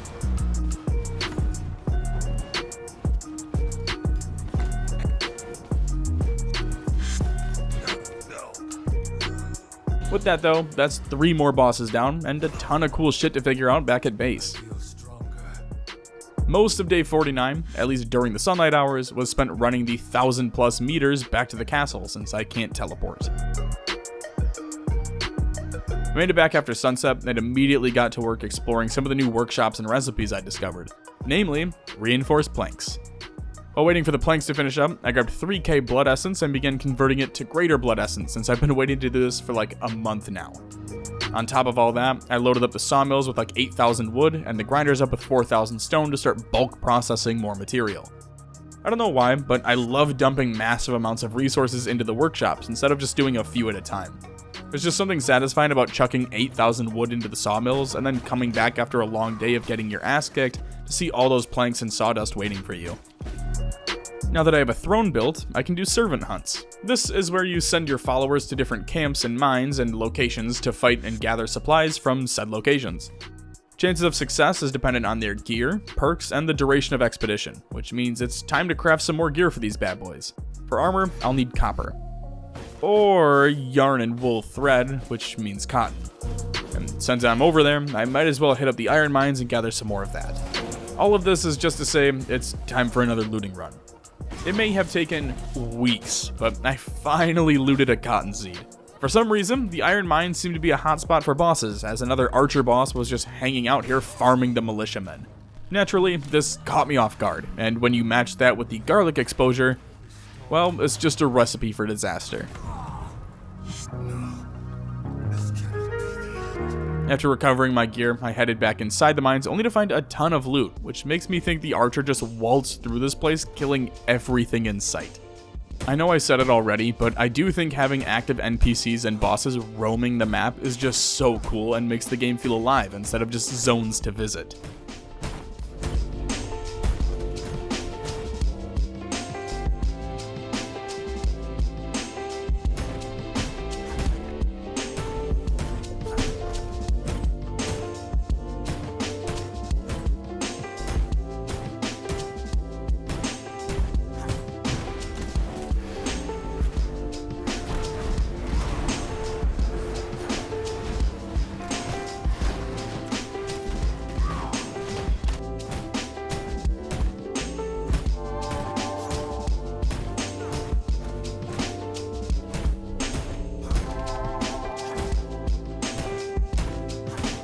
While waiting for all of my resources to process, I built out and stocked up a bookshelf, just continuing to organize my gear.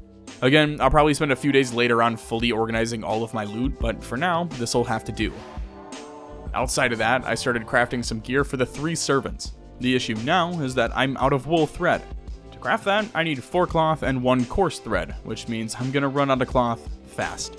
Now I can craft cloth, but I'll need to tan some thick hide to make thick leather first, and I can't do that until I get a recipe. Until I can get that, I'm gonna keep working on my servants. I went ahead and crafted an iron mace for the top warrior, and I'm gonna give the merciless bow to the rogue. I then went ahead and crafted an iron greatsword for myself, which freed up the regular iron sword for my other warrior.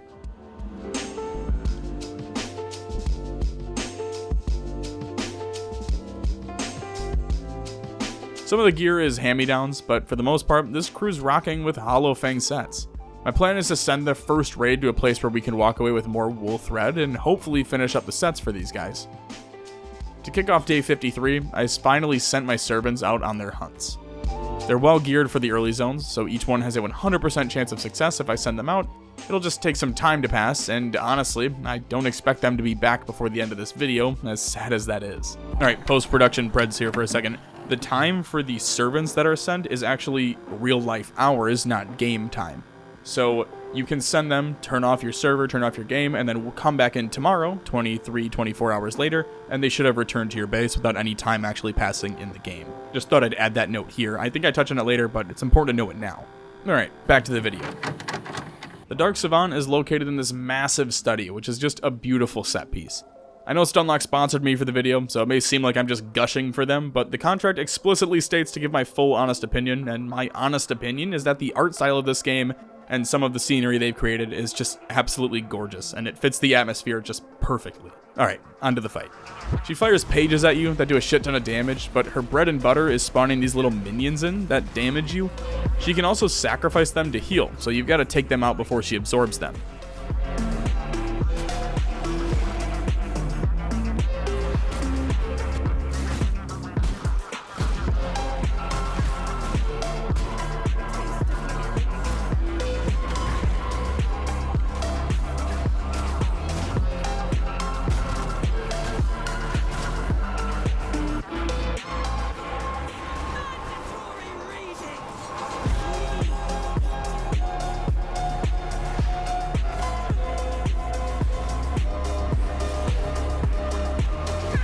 With the first fight, I almost had her, but got way too cocky and wasn't really paying attention to the minions. The second fight was much easier once I knew what to expect. Do you also thirst for research? Play, interloper, is required.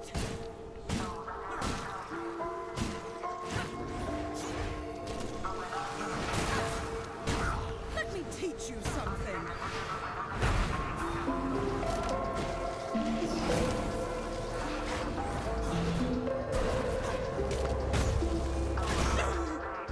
You ruined everything.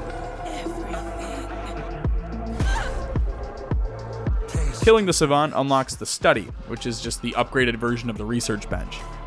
Next up is Krieg the undead general. Last time I saw him, he was over in the iron mines, but killing him unlocks the Reaper, which I'm excited to try out. That being said, in order to reach Krieg, I've got to fight through the mines again.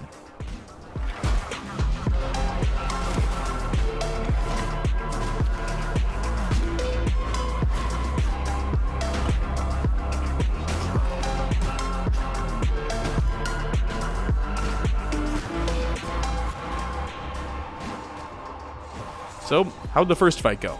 Well, he kinda kicked my ass. He's got a block ability, a grapple, and a whirlwind, and holy shit does he do some damage.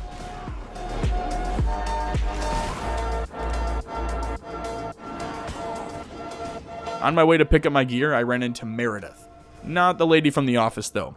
This one's got a bow instead of booze. She's literally just walking through the mines. This is nuts. Alrighty, well, I'm gonna let her do her for now. Slay, queen. I think that's what the kids say now.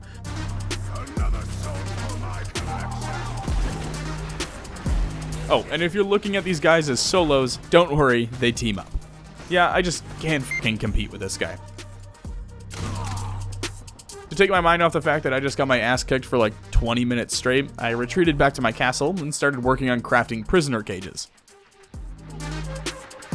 With the prison built, I set off to find the unlucky son of a bitch who I could turn into my own personal Theon Greyjoy. I didn't have to look far though, as a patrol was passing right out by my front gates.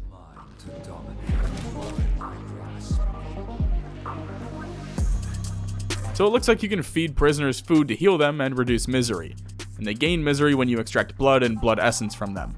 Since I don't have any fish, I guess that I'll be spending my next 30 minutes or so grinding out.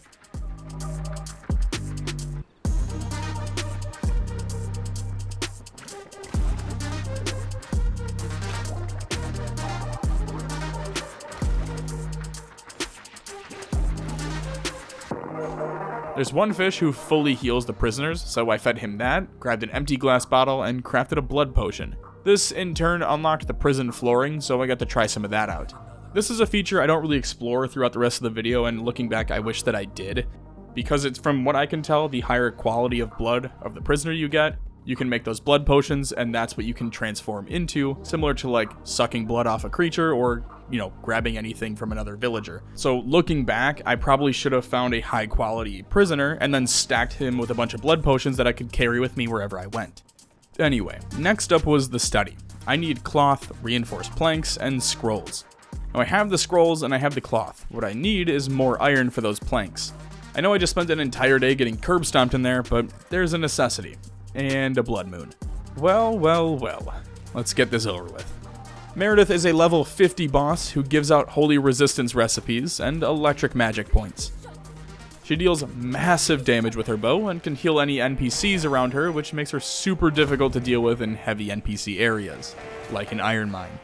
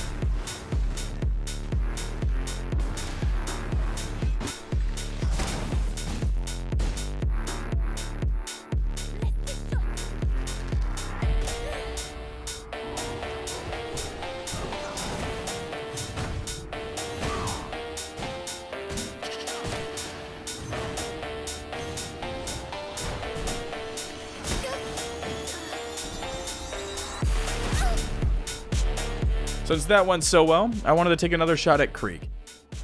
Initially, this was going just as well, like easily my best chance at success and capitalizing on the blood moon.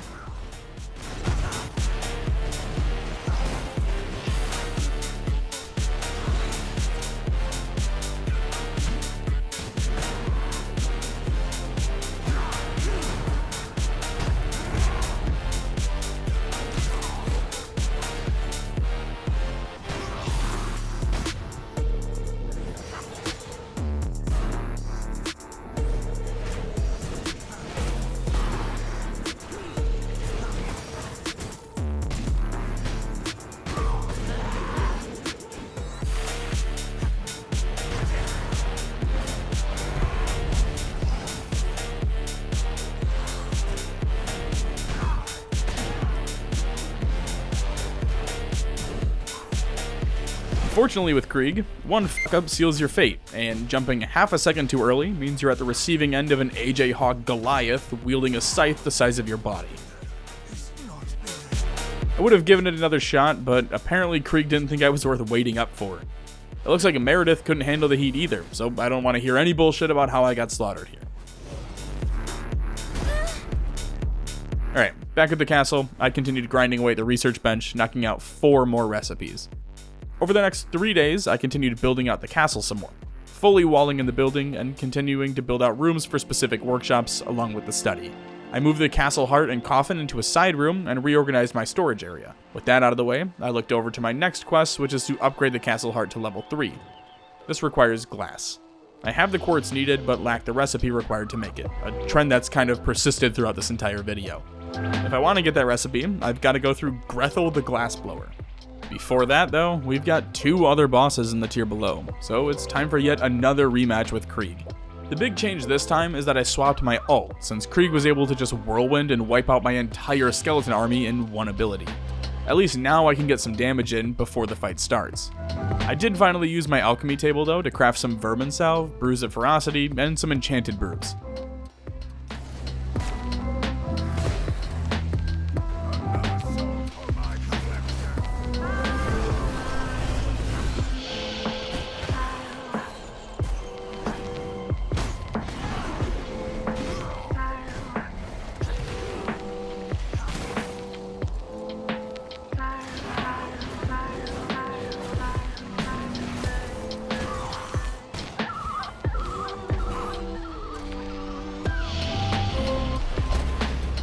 Honestly, probably could have handled this myself, but Meredith's back roaming around in here, and apparently Krieg made a comment about not needing a strong female lead or something like that, and she just lit his ass on fire. It doesn't matter to me though, a win's a win, and I'll take it.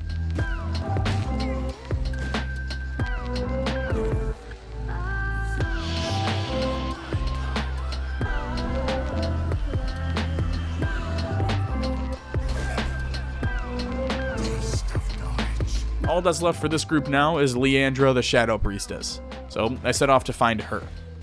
There's this abandoned cemetery crypt place, and you guessed it, she's hanging out at the top, meaning you've got to fight your way through all these dickheads first.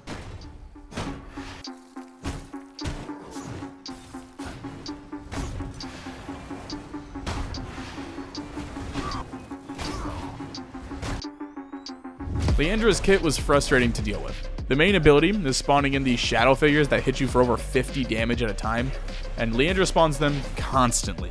It felt more like trying to fight fucking Shadow Stannis from Game of Thrones than fighting Leandra. The greatsword is worthless against them since they attack so quickly, and the only way to stop them is to hit them first. Eventually, Leandra just disappears and spawns in a ton of these shadow guys that you need to hit first before they swarm you. And if you do manage to survive that, she's got this triple shot spell that seems to hit you no matter where you're standing. That being said, the second time is always so much easier since you know what's coming at you. I had the most success by just switching to my axes since they have the fastest attack speed, especially after using that first ability.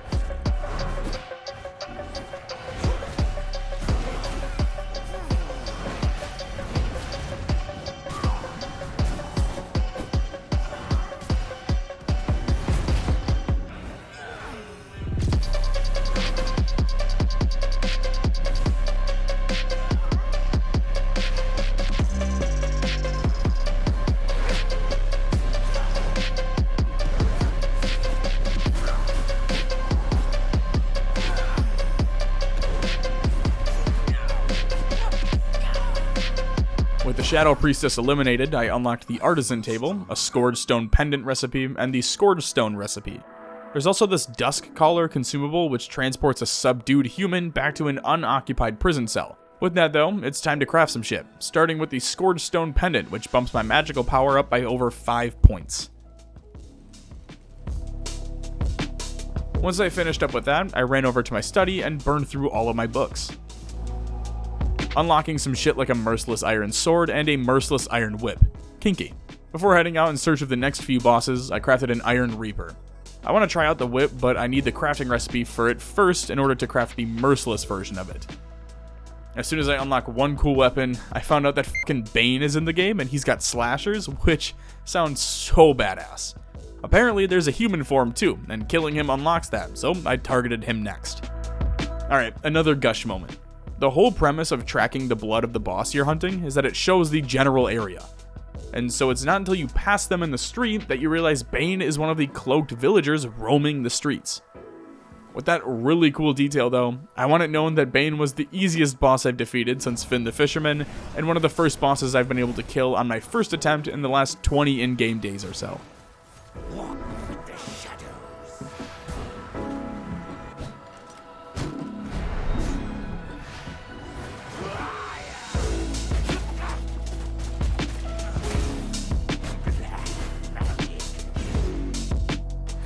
Die in the dark.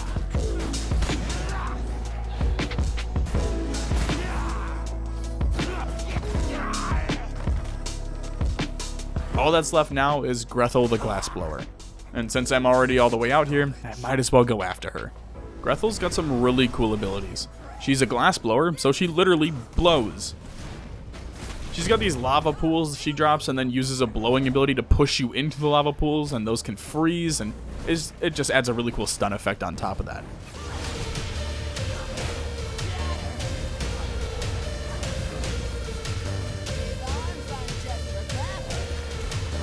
She's also got this flying ability and swoops at you dealing damage, so it's best to keep your distance, but during most of her moves, she's static, so you can melt her with spells or with the Reaper toss ability.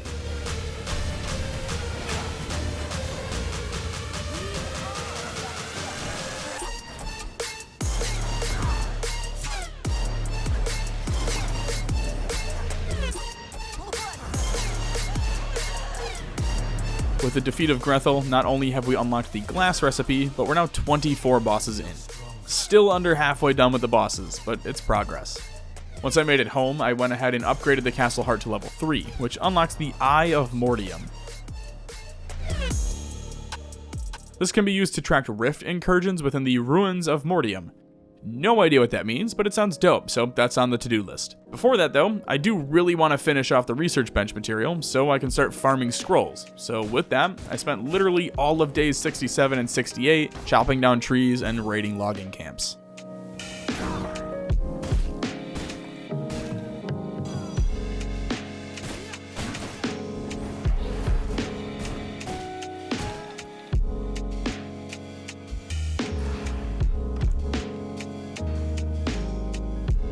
Now I was going to continue and go mining for iron and copper, but we got hit with that blood moon, so it's time to go hunting. I chose to target Frostmaw since he's got the recipe for thick leather and a mountain bag, which gives me way more inventory space.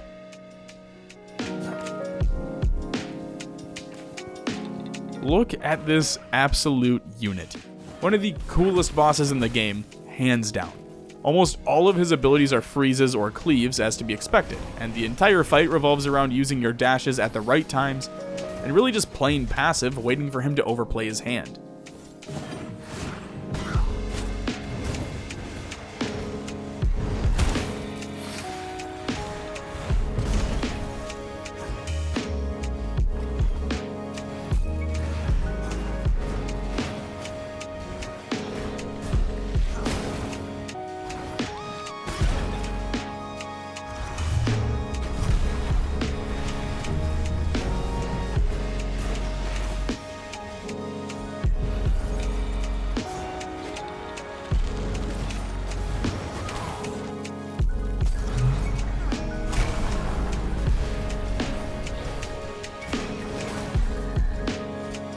With Frostmaw eliminated though, I immediately rode back to my castle to mess around with the thick leather recipe and craft my new backpack.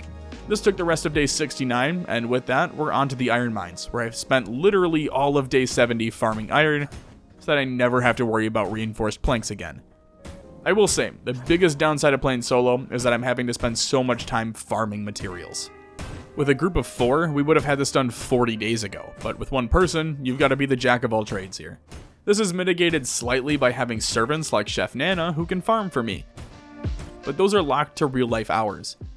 At least in private servers like this, the timer doesn't stop when I shut down the server for a day, which did get me a little excited since I'm going to be out for a few days, so I can just grab 6 servants and send them out with the max time before I leave, and then they should all be back when I get home.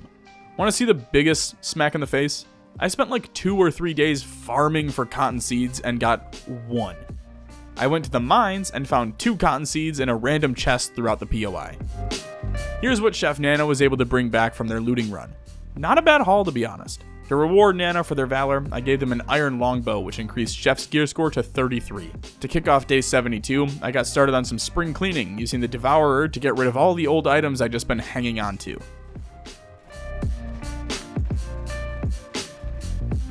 Oh, and I also gave Nana better boots, raised their gear score to 35.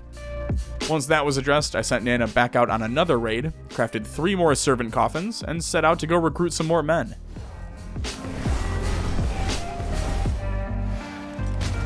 I even found a decent militia guard nearby, only for him to die less than 50 meters from my castle. This led me back out to find a high-level militia veteran. His blood quality is only 30%, but he's an absolute beefcake, so I think he'll bode well for me if I can get him back alive. I completely forgot that I have crypt tiles too, so I can cut the conversion speed in half. With that, I've got 2 more coffins to fill out, so I'm going to try and hunt 2 high blood quality servants to bring back, since the others aren't anything special. It took a bit of searching, but I managed to find a 94% quality rogue hanging out in the same town I slaughtered Beatrice's fat ass in. Obviously, I'm having to go hundreds of meters away, so oftentimes, the most difficult part isn't even subduing a servant, it's getting them back after I've subdued them.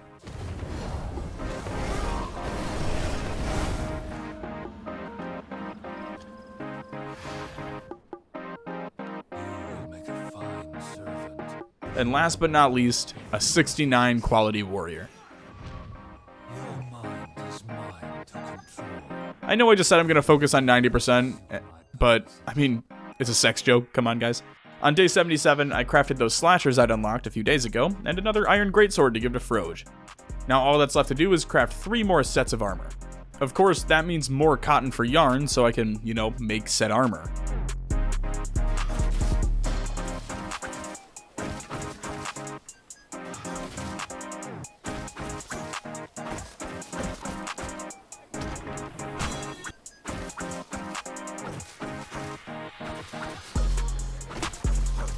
After spending an entire day farming cotton, I started crafting yarn and wool thread to finish up the armor sets. I also converted another servant, Mystic B, our highest quality militia archer. When I wasn't crafting armor or weapons, I started focusing on potions. I recently unlocked this blood potion that heals for over double the health that the vermin salve does. This rolled over into day 80 as well, since, it's just a ton of crafting. Again, even with a duo, a lot of this stuff could be passed on to someone else, but when it's just you, there's just so much to remember.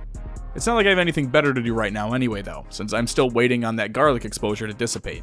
By the morning of day 81, all 6 of my servants were fully geared up and ready to party. Once they were all set, I sent Froge and Mystic out to the haunted iron mines. This has a chance to give me over 3,000 iron, so well worth the day away. I also sent Ducky out to the bandit armory, which should give me a ton of whetstone and coarse thread. With the servants out on their missions, it's time to get back to boss hunting, starting with Terra the Geomancer. Killing Terra unlocks the ability to craft regular gems, unlocks the gem cutting table, and the siege golem stone. This allows you to turn into a stone golem for 5 minutes. This is vital for PvP servers, but since it's just me here, there's really no need for it. Terra's all secluded in this mountain, surrounded by stone golems, who would have guessed. She's completely out in the open, so I just fucked around with the emotes while I waited for nightfall. I've been initiating a lot of these boss battles with my ult, since it really is the only time in the fight where I can stand still and spray damage at an enemy. Another boss, another awesome design. There's a really cool misdirect here, where I was expecting another normal boss encounter. until you damage her and she transforms into this massive stone golem, spawning in smaller stone golems to attack you. She's slow, but her hits pack a punch and can kill you in just a few combos.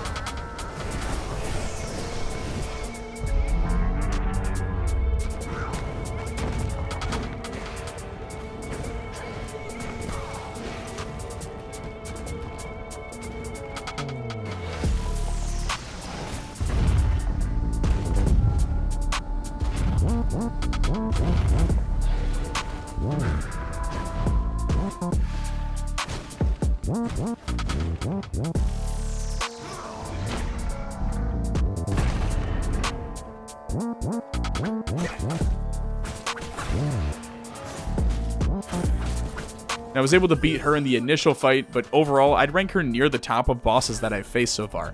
Not overly difficult by any means, but I just really enjoy the idea of having to fight this absolutely colossal stone monster. Day 83 brought yet another hunt, this time for General Elena the Hollow. Killing her unlocks the Altar of Stygian, I think that's how you say it, Awakening, which gives you passive powers or something like that. Elena is far into the east, above the Hallowed Mountains. I knew I must be getting close because I found a new blood type, Draculan, or however the f you pronounce it. I mean, the distance counter on the left also changes as you get closer, but don't focus on that. I will say, Castle Black has really gone downhill since Jon Snow left. General Elena is a patrol boss, so I shifted into rat form and spent all of daylight on day 84 just following from a distance, waiting until nightfall. Well, I guess not really nightfall, until I realized that the sun doesn't get through here, so I can just run around without issue. Elena is a frost crossbowman, or a woman. Her whole thing is firing arrows at you that freeze you, then sending these ice quakes at you for massive damage.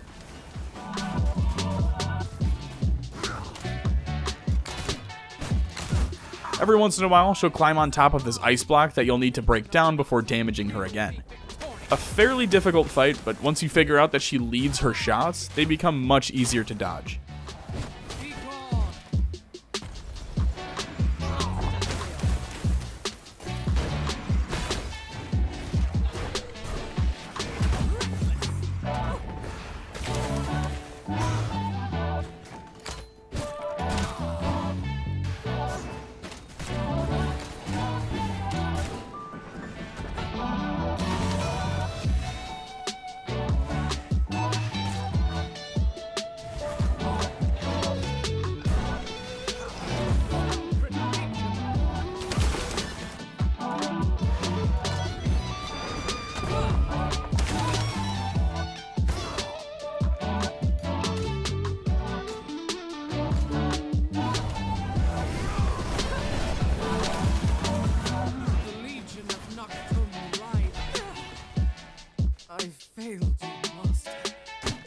We're now at 27 bosses with 4 left in Act 3. My goal is to at least get through them before day 100. With them, the rest of day 84 was spent returning home. I did pass up a really cool enemy in withered vampires though. I know I keep gushing over it, but the design model is just so fucking cool to me. I can't say enough positive things about the artwork in V Rising. Easily my favorite aspect of the game. They just do not miss. So it's day 85 and the next bosses are still a few levels above me. There isn't much I can do at the moment besides grinding paper and scrolls, which are needed for research. In reality, I need scrolls more than paper, but it seems a little off to me to just skip the rest of the research tree in favor of the T2 stuff. But I also don't see another way to progress by ignoring these scrolls, so fuck research, we're doing scroll stuff now. I've got the paper needed, but I need coarse thread. I could craft it, but I can also start raiding towns to farm it as well, so I figured, why not do both? I can crush flowers up to make pollen, then throw that in with some plant fiber to make coarse thread. While that's going on, I'll start raiding the villages where thread can be found in.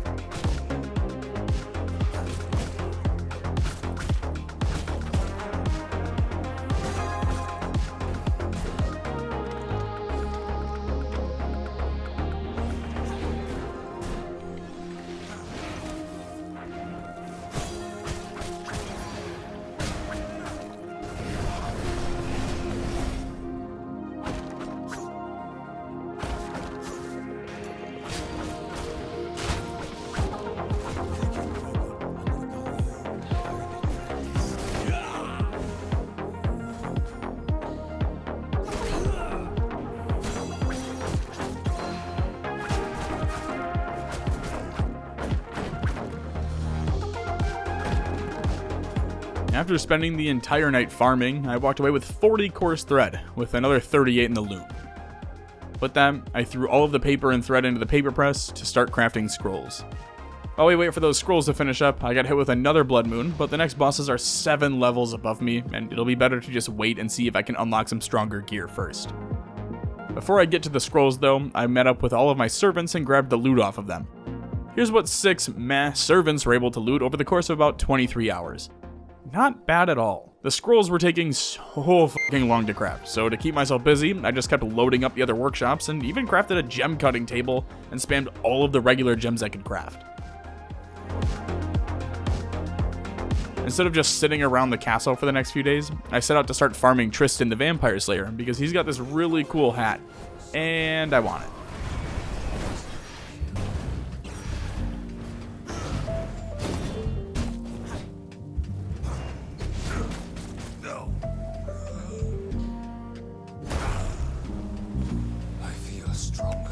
There is a cooldown though, so I just followed his ghost for a while until he respawned.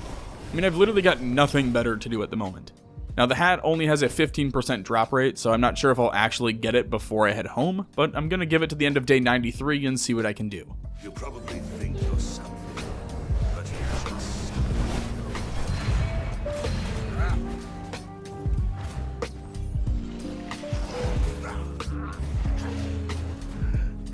free guy moves so easy. I feel stronger.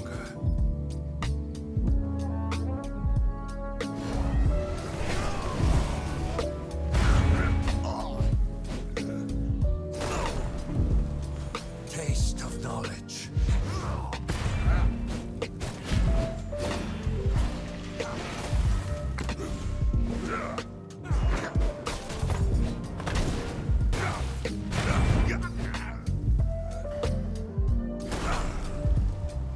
New knowledge. Well, this was incredibly depressing. I killed Tristan like 6 times with no luck, meaning we're stuck with this ugly-ass footman's helmet. Well, it's day 94, so let's get to the scrolls and books. Out of all the books I have, only 2 were actually usable, but I do have over 350 scrolls.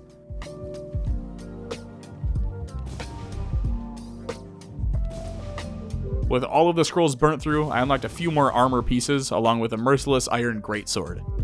The rest were just decorative pieces, which was just a massive bummer to me.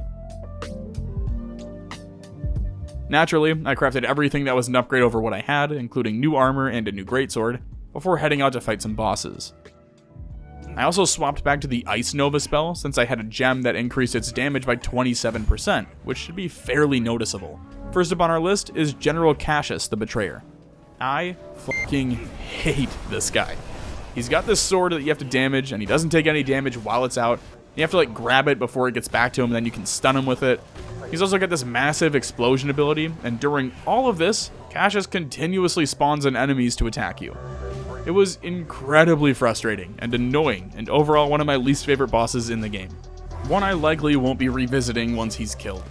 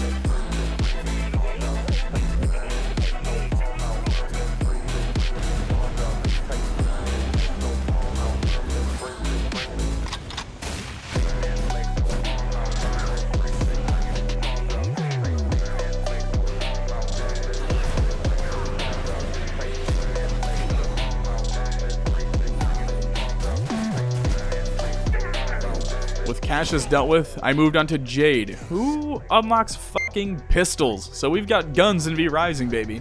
No one tell the public schools.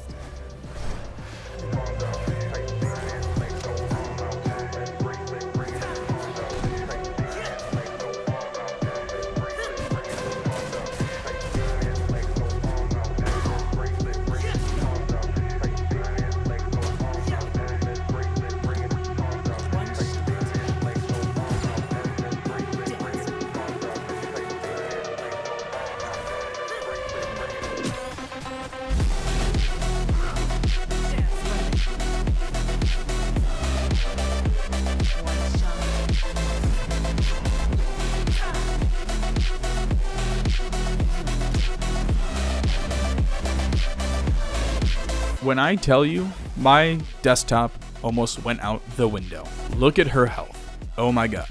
The second time around was much better, and I took her out fairly easily. Most of her shots end up stunning you, so if you can just get to a congested area with a ton of cover, you can just hide behind it and then pop out to deal damage.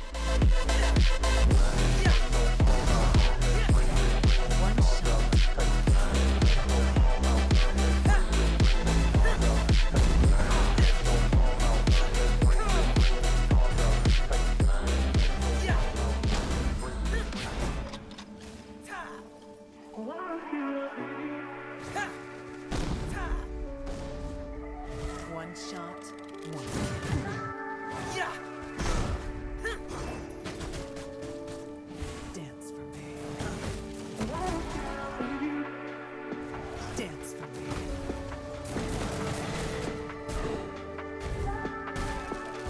Yeah.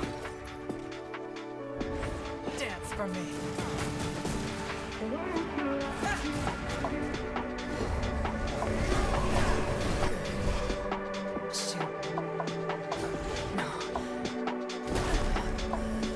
On top of unlocking the pistols, Jade actually ended up dropping the recipe for merciless pistols, so we just get the best version of those weapons off the jump. Now, I am a red, white, and blue American patriot, so it's only right of me to go home and immediately craft and try these things out. And I will say, they are really cool. It makes me all the more bummed that I don't have Tristan's hat to complete the cowboy aesthetic. Oh god, how the fuck do I say this? Raziel? I don't know, the fucking shepherd, that's what we're going after. The shepherd is hiding out in this holy town where you get damaged for being in it, so I headed home to see if I could craft any holy resistance potions. If only I hadn't just burned through 400 sunflowers to make pollen. By the morning on day 99, I'd farmed some sunflowers from a nearby farm and crafted 4 holy potions. I've got 2 days left to get through the rest of Act 3, so every second counts.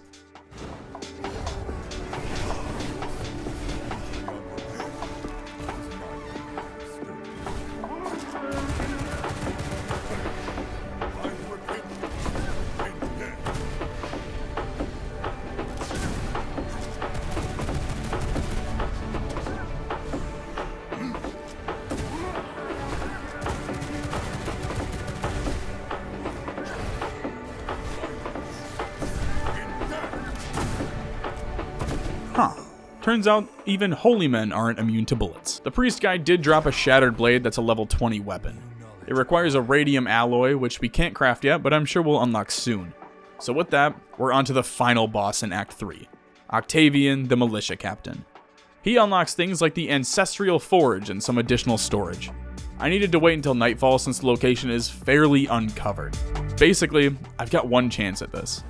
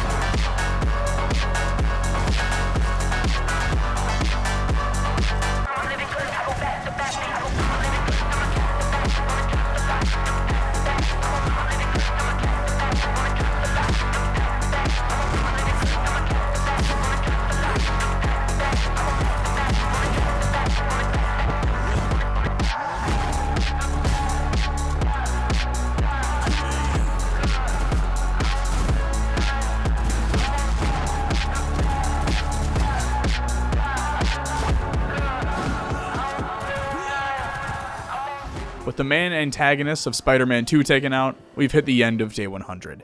So far, I've managed to kill 31 of the 57 bosses, and I've gotta say, I'm fully addicted to V-Rising. It's meant to be played with a small group of players, so I think had I brought along some friends, we could have easily taken out all 57 bosses fairly easily. For those wondering, we still have 4 massive portions of the map that we haven't even ventured out into yet, and that's not even including the endgame content once you finish the boss list. Guess you'll just have to stick around and wait for me to finish working on the follow-up video. I just wanted to give a heartfelt thank you to Stunlock Studios for reaching out to me with this offer. I was one of the people who purchased the early access version of V-Rising when it initially released some years ago. So for them to reach out and offer to sponsor me, along with giving me some keys so I could get this video out on time, was just so special to me. I think it's worth at least trying out for yourself. It's a weird twist on a survival game, but instead of stopping with the survival aspects, it's a massively fleshed out world, and I hope I was able to showcase that at least this far in. With that though, I'm gonna get out of here. If you're still hanging around, thank you for watching. I appreciate you all. Stay safe, and thanks for stopping by.